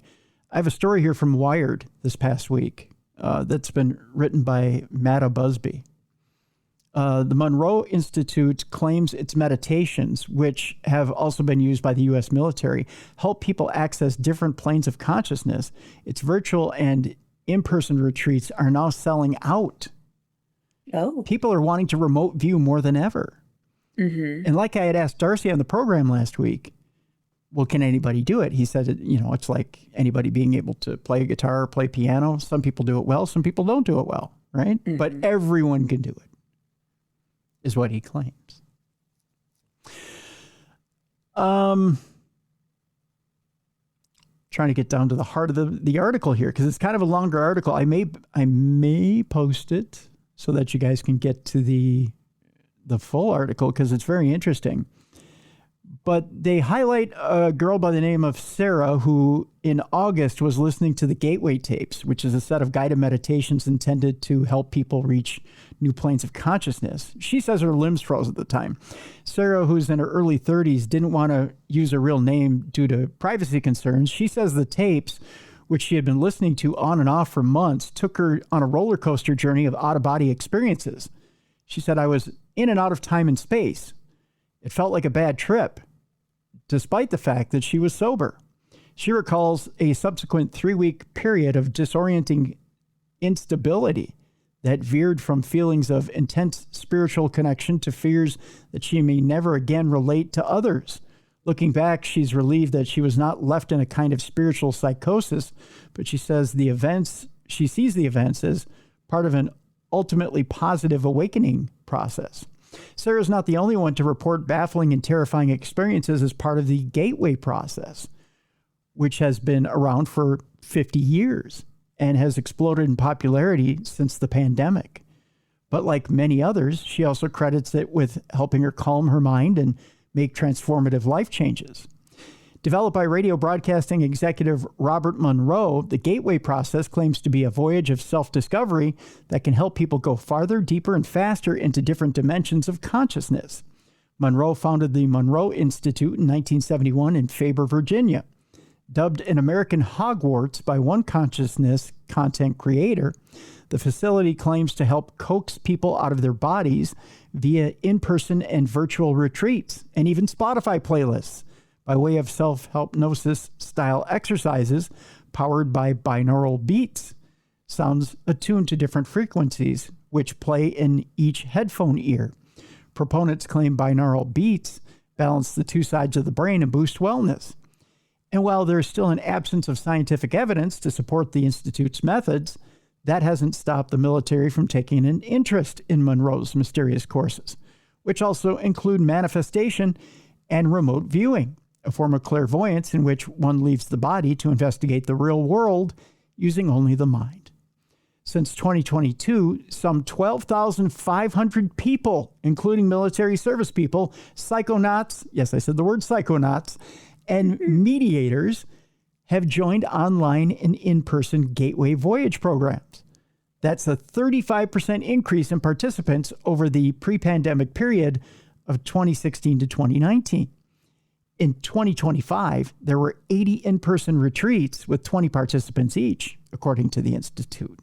For the first time in our history, we have reached the absolute maximum capacity of our campus retreats this year, said Paul Citarella, who is the Monroe Institute's executive vice president. In-person retreats cost $2,695. Virtual ones are $1,150. The growing demand has prompted the Institute to host retreats beyond just Virginia at other locations across the U.S. as well. and they do so in Romania, Italy, Switzerland, and Greece. The organization's Expand app, or Expand.app, has been installed 386,000 times since its July 2021 launch. That's a lot of people wanting to remote view. Yeah, it is. Yeah. Now, in June, the Institute announced that it's undertaking what it calls the world's first higher states of consciousness study with the neurofeedback company Neuphoria, which claims that the research could help people become among the first humans in history to map, master, and return to altered states on demand with data. Some 331 Gateway Voyage graduates have signed up and will soon spend 4 weeks tracking their brain state data while listening to meditations, paying $897 apiece. A straight-laced Southerner with a gray mustache, Monroe wasn't initially interested in mysticism or the metaphysical. In fact, in the 1950s, he began experimenting with binaural beats. He later trademarked the method as hemisync technology. This was an all-in effort to develop new methods of sleep learning, a practice which aims to manipulate the mind to receive information and improve memory while asleep. Then, while testing the techniques, Monroe spontaneously experienced feelings of separation from his body. The event led him to writing the cult classic 1971 book, Journeys Out of the Body, which helped popularize the term out-of-body experience. Years later, he and his team created the Gateway tapes, and they became the go-to shortcut for seekers of out-of-body experiences. The remote viewing aspect, which may be familiar to Stranger Things fans, sounds particularly hard to believe, but the idea has obvious military appeal. And so in the early 80s, amid fears that the Soviets had a psychic warfare edge in the Cold War, the CIA and the Department of Defense sent U.S. Army Colonel, or Lieutenant Colonel rather, Wayne McDonnell, to the Institute to ascertain its suitability as a defense contractor. McDonnell gave the organization and its unusual curriculum his approval in a 1983 report, which has since been declassified. McDonnell wrote, there is a sound and rational basis in terms of physical science parameters for considering Gateway to be plausible in terms of its essential objectives. On manifestation, he adds, since our consciousness is the source of all reality, our thoughts have the power to influence the development of reality in time-space. Those thoughts can be projected with adequate intensity.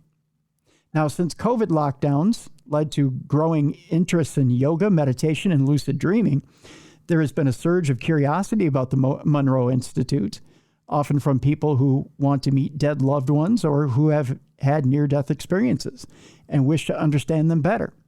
A 2021 Vice article on the CIA report about the Gateway tapes also boosted awareness about the facility.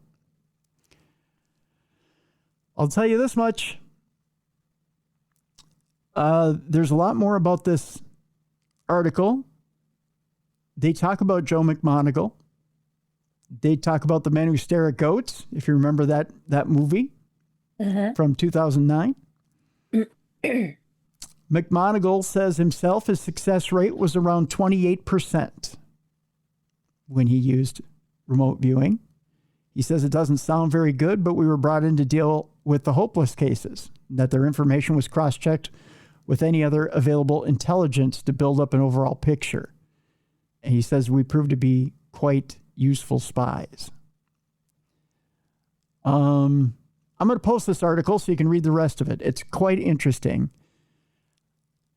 I'm just going to give you my 2 cents, Mallie. I think paying $1,000 to $2,000 for being 28% accurate is a lot of money. Yeah. I don't know how you feel. No, I think that's a lot of money, but those institutes are becoming popular. We've got a mutual friend that goes to the, what's his name? Edgar Cayce Institute, which is in Virginia as well. Yep. So.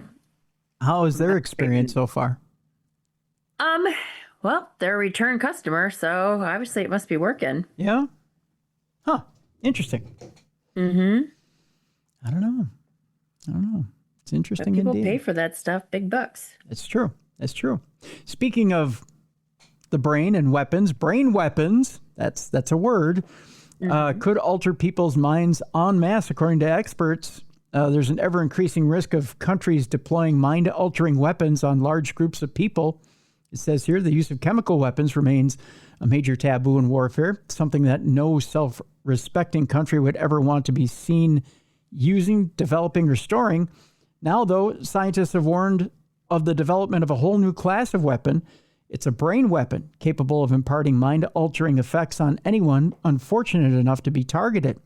The warning comes courtesy of Michael Crowley and Malcolm Dando, two British academics from Bradford University, whose work is intended to serve as a stark wake-up call to the entire planet. It does sound like science fiction. The danger is that it becomes science fact, said Crowley. We are entering an era where the brain itself could become a battlefield. The tools to manipulate the central nervous system to sedate, confuse, or even coerce are becoming more precise, more accessible, and more attractive to states. Several countries, including China and the USSR, have historically worked on developing such weapons, but now modern technology makes it far more likely that someone will succeed. The same knowledge that helps us treat neurological disorders could be used to disrupt cognition, induce compliance, or even in the future turn people into unwitting agents, said Dando. The pair propose a new framework for controlling and monitoring the development of such weapons.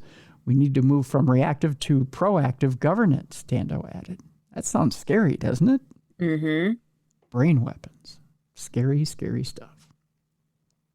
All right, I had told you earlier that organ transplant patients may inherit traits of the original donor. It's always something that we've talked about or surmised because people who have had transplants have said, oh, yeah, I get a craving for this, or, I always think I inherited this from my donor. Mm-hmm. Well, now research has suggested that organ donors may actually pass on some of their personality traits from their recipient. That feels a bit invasive, doesn't it? Yeah, I feel sorry for whoever inherits my stuff. Or not inherit, but receives. Good luck. Good luck to you, right? For some people with particularly challenging medical conditions, receiving an organ transplant is the really only hope for leading a normal life, and in some cases, even surviving at all. But with the medical miracle of organ donation and transplantation, comes a peculiar side effect that scientists are only now beginning to recognize and understand. In some cases, donor organ recipients have been found to exhibit notable personality changes that may be consistent with the personality traits of the individual that they received the organ from. In one case in 2022, after Alison Conklin had a heart transplant, she gained a sudden aversion to eating meat, despite having no issues with eating it before. Did she inherit her vegetarianism from her donor? In recent research, scientists have noted that bidirectional communication occurs between the brain and the body's other organs, and that this phenomenon seems particularly prevalent in cases where a patient has received a heart transplant. Conklin's experience after her transplant extended even further to strange sensations of deja vu and flashes of memories that were not her own, as if remembering someone else's thoughts. She couldn't have simply heard about these things either because recipients aren't given detailed information about their donors. According to a recent study, 89% of organ transplant recipients experience these type of phenomena. Clearly, there's something to it, but exactly how it happens and why remains unclear. So if you had to give something to somebody who got one of your organs, what would be the weirdest thing you would give to one of your organ recipients? You mean like a trait or a person? Yeah, a trait or even a memory. Oh, that's a good question. Probably my love of Nutella. Oh, there you go. That'd be something, wouldn't it? Yeah. Yeah. Just what about you? Oh gosh.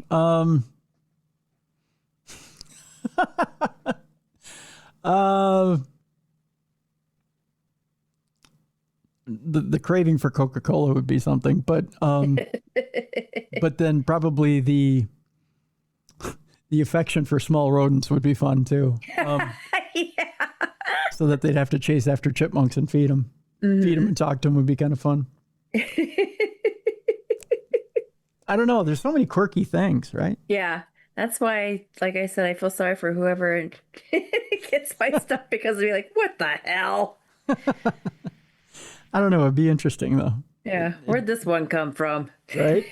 This trait. Good God. Right. I don't know. It's funny, you know, when we had Darcy Weir on the program last week, you know, in his movie, The Psychic Phenomena, I don't remember if it was Joe McMoneagle or who says it, but he says the fact that you can remote view and you can view through another person, because there's an example in the movie of Tracy Nolan viewing this target through someone's eyes, like through her brain, goes into her brain, views this woman's eye through her compact.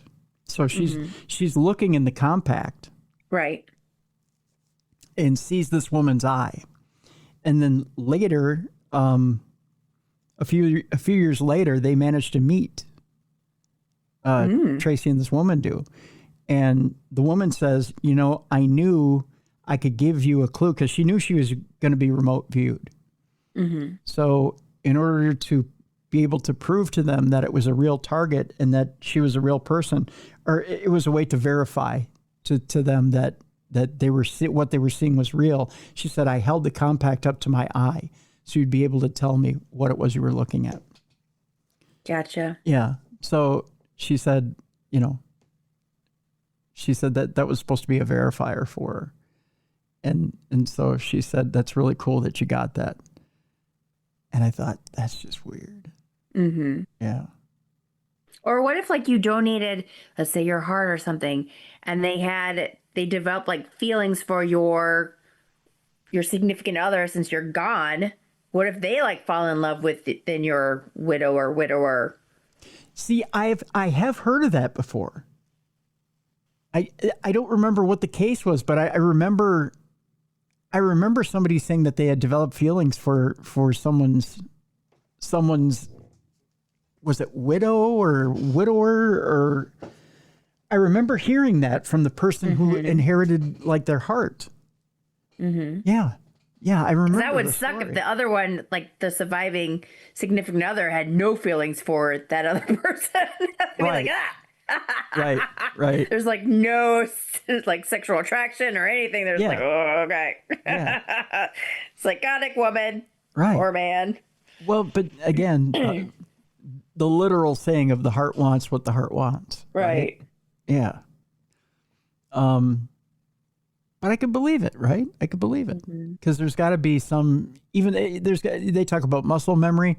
There's got to be some sort of soul memory or muscle memory with that, right? I mean, you know, there's got to be a bit of the essence of the soul remaining left in everything's got to be tied together, right? Right. So I got to think that, you know, just because there's this meat suit that carries around your soul, there's got to be some remnants that are left, you know, in the meat suit, so to speak. I think, it's got to, I don't think you can just take one part of it out and leave behind the rest. And that it's not like a car, you know, you can't take one alternator out and put another one in and then just keep running. I got to think that there's a reason why we have all our original parts, right? And that there isn't a zipper we can undo and then just stick new parts in. I think there's a reason we're made the way we're made. I don't know. Interesting scenario. A couple more stories here. A Bigfoot hunter has spent decades seeking Florida's elusive skunk ape. According to local folklore, deep in the Florida Everglades lives an undiscovered hominid with a skunk-like stench. From the Yeti of the Himalayas to the Yowie of the Australian outback, dozens of countries around the world have their own version of the cryptozoological hominid. Well, Bigfoot is by far the best-known example in North America. Florida happens to have its own regional version of the creature, a hominid known as the skunk ape. Known for its wretched skunk-like stench, the beast is said to be 6 feet tall and resides in the swamps of the Florida Everglades, where it is very rarely seen. One man who has spent decades trying to track down the skunk ape is Dave Shealy, who recalls witnessing the creature firsthand and all the way back in 1974. At the time, he had been hunting with his brother and had only heard tales from family members. We were maybe 300 feet from it, and it was walking through the grasslands, he told Mail Online. That's what got me started as a researcher, and I've been doing this for a while, he said. Since then, Shealy has established the Skunk Ape Research Headquarters, written several guides, appeared on multiple TV shows, and has generally dedicated his life to the phenomena. He also has a collection of footprints and other alleged skunk ape artifacts. Skunk apes are generally reported as being 6.5 to 7 feet tall, he said. The large male skunk apes in good health probably would weigh around 350 pounds, whereas Bigfoot is reported to appear as much as 800 pounds. Shealy maintains that the enormous scale of the Everglades explains why the creature has so far eluded discovery. Above all else, he hopes that he will see it formally recognized as a species within his lifetime. I don't know. If it's that elusive, how will we ever find one to get it marked down as a species, right? Mm-hmm. What do you think of chemtrails, Mallie? Do you think chemtrails are a thing? I don't know. I think some people are like way into them. It's true. Well, it's been almost 30 years since the conspiracy started. And there's a question in this article as to why that conspiracy continues to linger on after almost 30 years. Since 1996, claims of clandestine chemical spraying on a unsuspecting population have continued to endure. Callum Lister Matheson says everyone has looked up to the clouds and seen faces, animals, objects. Human brains are hardwired for that kind of whimsy. But some people, perhaps a surprising number, look to the sky and see government plots and wicked deeds written there. Conspiracy theorists say that contrails, long streaks of condensation left by aircrafts, are actually chemtrails, clouds of chemical or biological agents dumped on the unsuspecting public for nefarious purposes. Different motives are ascribed, from weather control to mass poisoning. The chemtrails theory has circulated since 1996, when conspiracy theorists misinterpreted a U.S. Air Force research paper about weather modification, which is a valid topic of research. Social media and conservative news outlets have since magnified the conspiracy theory. One recent study notes that X, formerly Twitter, is a particularly active mode of this broad online community of conspiracy. The researcher says that he is a communications researcher who studies conspiracy theories. The thoroughly debunked chemtrails theory provides a textbook example of how conspiracy theories work. Now, he also cites Tucker Carlson, whose podcast averages around 1 million viewers per episode, recently interviewing Dane Wigington, who is a longtime opponent of what he calls geoengineering. While the interview has been extensively discredited and mocked in other media coverage, it is only one example of the spike in chemtrail belief. Although chemtrail belief spans the political spectrum, it is particularly evident in Republican circles, he says, that U.S. Secretary of Health and Human Services Robert F. Kennedy Jr. has professed his support for the theory that U.S. Representative Marjorie Taylor Greene of Georgia has written legislation to ban chemical weather control, and many state legislatures have done the same. Online influencers with millions of followers have promoted what was once a fringe theory to a large audience. It finds a ready audience among climate change deniers and anti-deep state agitators who fear government mind control. This is an interesting article, but he kind of wraps up by saying conspiracies are dramatic and exciting with clear lines of good and evil, whereas real life is boring and sometimes scary, and that the chemtrail theory is ultimately prideful, and that it's a way for theorists to feel powerful and smart when they face things beyond their comprehension and control. He also goes on to say the conspiracy theories come and go, but responding to them in the long term means finding better ways to embrace uncertainty, ambiguity, and our own limits alongside a new embrace of the tools we do have, which is logic, evidence, and even humility. So he kind of shoots down the whole, if we just look into it a little bit, the whole chemtrails thing, I think you'll see that there's not as much behind it as you think there may be. So that's kind of the name of that too. Right. All right. It's kind of a long story about whether humans and Neanderthals kissed. I think we'll skip that one today. Yeah. But there is one story here about a grid of holes in the Andes that may have been an ancient spreadsheet. So I'll give you the long and short about this story. There is a mysterious array of pockmarks in the Pisco Valley of southern Peru, which has baffled archaeologists for years. According to Jacob L. Bongers and Charles Stanish, in 1931, geologist Robert Shippey and U.S. Navy Lieutenant George Johnson led one of the first aerial photography expeditions in South America. They captured stunning photographs of landscapes across the Andes, including some peculiar pockmarks in the Pisco Valley of southern Peru. These pockmarks make up the mysterious archaeological site of Monte Sierpe, which stretches 1.5 kilometers and consists of approximately 5,200 precisely aligned holes. Monte Sierpe translates as Serpent Mountain in Spanish, but the site also is known as the Band of Holes. I love that group, by the way. They make such great music.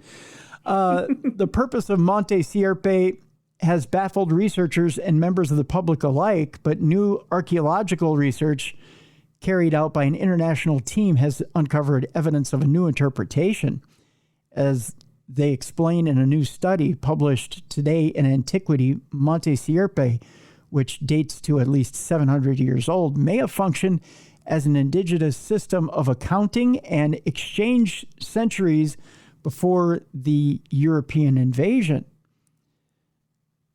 Now, they say here that they used a drone to map Monte Sierpe. Analysis of aerial imagery revealed that the site has a segmented organization composed of around 60 sections or blocks of holes, some of which are separated by empty spaces. They also found numerical patterns in the layout. For example, one section has 9 consecutive rows with 8 holes each. Another section has 12 rows that alternate between counts of 7 and 8 holes. These patterns hint at an underlying intention in the organization of Monte Sierpe. The team analyzed sediment samples collected from several holes across Monte Sierpe. They identified ancient pollens of maize or corn, one of the most important staple crops in the Andes, and of taifa or bulrush and willow, which have been traditionally used to make baskets and mats. These unexpected findings indicate that people deposited plants in the holes, perhaps using woven baskets or bundles for transport. Now, to their surprise, they discovered that the organization of Monte Sierpe is similar to the structure of at least one Inca knotted string device used for detailed record keeping, or quipu, that was recovered near Pisco. Monte Sierpe's 60 distinct sections of holes parallel the approximately 80 groups of chords documented in this local quipu. This critical discovery suggests that Monte Sierpe may have played a significant role in indigenous accounting practices. So there you go. They used the land for accounting. Kind of interesting, huh? It's a spreadsheet. I don't do well with spreadsheets. I don't either, no. I would have been the world's worst land accountant. Yep, me too. I would have been walking around and got lost in the land somewhere. But I have no sense of direction. No, I don't. I probably would have grabbed an ear of corn along the way and probably had a nice snack, though. Probably would have roasted it over a fire and made popcorn. Yeah, that would have been the end of that. Made your own butter? Yes, made my own butter. Would have took me a while. I would have got the milk and churned it. Probably would have been dead by then. Mind your own salt. Mind my own salt, yeah. Yeah. By the time I did all that, Orville Redenbacher would have been born. Yep. Yeah. Sad story, really. Yes, indeed. Yep. All right, our final story today is our palate cleanser for today. As we all know, tomorrow's Thanksgiving. And one eagle got an early start. That doesn't sound good. Well, you know, Mallie, in the traditional elementary school version of Thanksgiving we all got when we were younger, you know, it turns out the Native Americans wanted to, share a meal with the Pilgrims. The Pilgrims were hungry and starving, right? Isn't that the definition we all got? Yes. Yeah, okay. Well, this eagle evidently saw a driver in North Carolina that was starving. So the eagle went, "Oh, you're starving down there. Maybe I should drop my dinner through your windshield so that you can eat something." Gross. This eagle dropped a cat through a moving car's windshield in North Carolina. God. Oh. You look like you eat pussy.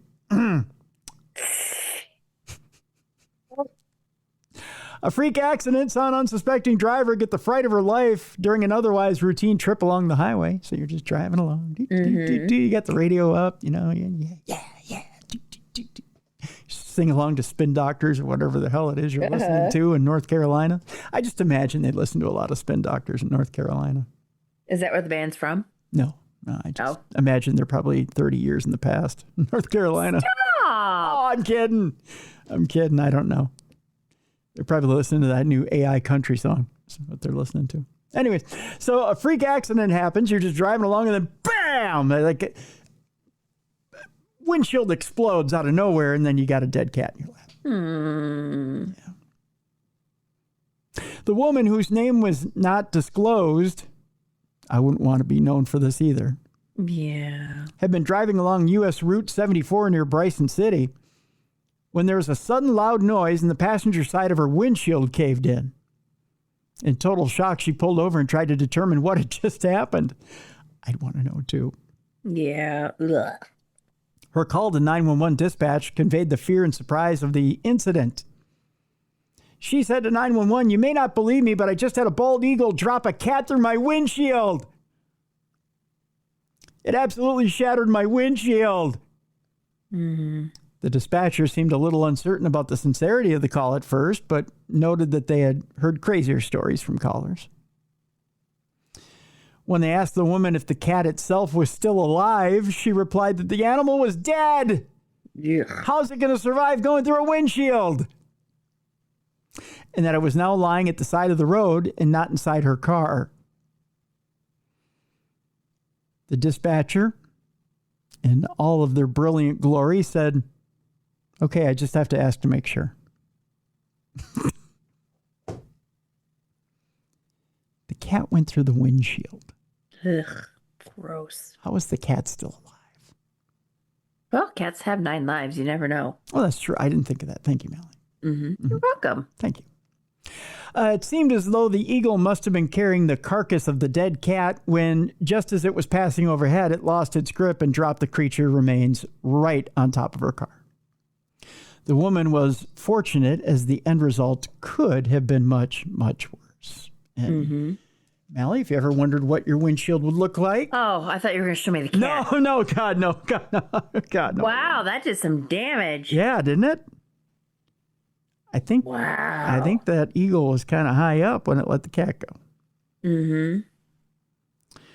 There's a Poison album called "Look What the Cat Dragged In," and that's what it looks like.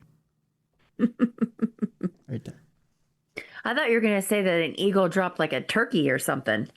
No, but we were talking about the WKRP turkey drop. Yeah, so that's why I thought you were going to say. Yeah, no, that would have been fun. You would have had dinner for tomorrow. Yeah. He dropped a turkey, but no. Did you see that it's going viral right now? I think it's an old video where a kid is helping his mom clean the turkey for Thanksgiving. And he was asking her, is it a boy turkey or a girl turkey? And he was reaching in to grab all the stuff and he grabbed the turkey neck. But he thought it was something else. And he starts gagging. He's like, what? And she's like, stop. And he's like, what? Because he thinks it's the penis. Oh my God, I was dying. The poor kid. He was like, I think it's a boy. What? Like, he was totally going to vomit. She's like, it's the neck. They're not all boy turkeys. Yeah, because he's just reaching in there to grab all the gunk. And he thinks it's a boy. I probably would have made that mistake too at that age. Oh my God. Yeah. It was hilarious, though. He was just gagging. Loved it. Too funny. Too funny. So you got big plans tomorrow? Just eating my heart out. Gonna wear the expandable pants. Yes. So, yeah, I'm gonna miss my mom's pie though, cause well, she always makes several. Yeah. But she makes one. It's a chocolate bourbon pecan pie. I'm going to I'm your not gonna mom's get tomorrow. it. I know, right? Since I'm not in Minnesota, I don't get it. I just have my pumpkin, my apple. Oh, Yeah. say that again slowly so I can savor it. Chocolate bourbon pecan, did you say? Yeah, chocolate bourbon pecan pie. Oh my goodness. It's so good. Wow. Does she sell these? Wow. Okay. It's very good. What are you going to be? Well, I know what you're going to be doing. Be- Hang out with your little baby. I'm going to be at your mom's house getting that pie. That's what I'm going to be. Wow. Wowie zowie. Yeah, going to be hanging out with the family tomorrow, hanging out with little Bennett. We're going to be watching Charlie Brown Thanksgiving. That's what we're doing. Yeah. And then the day after, are you doing the Black Friday shopping? Which is not really Black Friday anymore, because I feel like they've been doing Black Friday for the last 2 weeks. Yeah, Black For Friday. deals, you know what I mean? Didn't Black Friday sales start like the day after Halloween? It feels like it. It's no longer that you get up at 2:00 in the morning and you camp out in front of Best Buy at a tent. You know? Yeah. Yeah. Yeah, you don't have to wrestle an old lady anymore for a Yeah. toaster. Yeah. Those old videos when you'd watch like on the news and people were like getting in fist fights for stuff. Yeah. Oh, those were the good old days. Nope. I'm gonna go see the Foot Doc on Black Friday. I told him I'd bring him a toaster from Walmart. Oh, there you go. Yeah. So that's what I'm gonna do on Friday. That's all I got going on. I will tell you in December, boy, do we have some good guests coming up in December. Ooh, do tell. I can tell you this much: as far as True Crime Tuesday, we're gonna take a slight detour in a couple of weeks on Friday into crime fiction because we've got some heavyweight guests. Okay. Todd Goldberg, Caitlin Rother coming back on the program. Nice. Yeah. You want to talk heavyweight guests? Heavyweight guests. December is full of gifts for you guys. Nice. It's a month of giving. Month of giving. So yeah. Both of them have brand new books out in December. Both of them will be with us. So Very cool. yeah. Big time guests. Yeah. Other than that, before we leave today, and you're not required to do this, Mallie, I'm going to do it myself. I'm just going to state that I am thankful and grateful as we approach the Thanksgiving holiday season. Thankful and grateful for family. Thankful and grateful to my co-hosts. Aww. To Mallie, to Jess, to Travis, to Beer City Bruiser. We've had an amazing year. It's been a wonderful year. And great things have happened, great things on the horizon. And I absolutely cannot do this program without them. So I have such an amazing amount of gratitude for them, and I appreciate them. So thank you. And I have an amazing amount of gratitude for each and every one of you who listen and watch the show, who send comments, who rate and review the show, who send news stories, both for Dumb Crime, Stupid Criminals and for Supernatural News. The amount of love and gratitude I have for each and every one of you is awesome. You have no idea. And that comes straight from the heart. So I really do appreciate and love each and every one of you, and thank you. So that's what I'm thankful for this year. Oh. There you go. And that's all I'll say ditto. Yeah, ditto. There you go, Mel. Well, you said it so perfectly. How am I supposed to top that? Yeah. Oh, you don't have to. But I think that's all we'll end today. Oh. Yeah.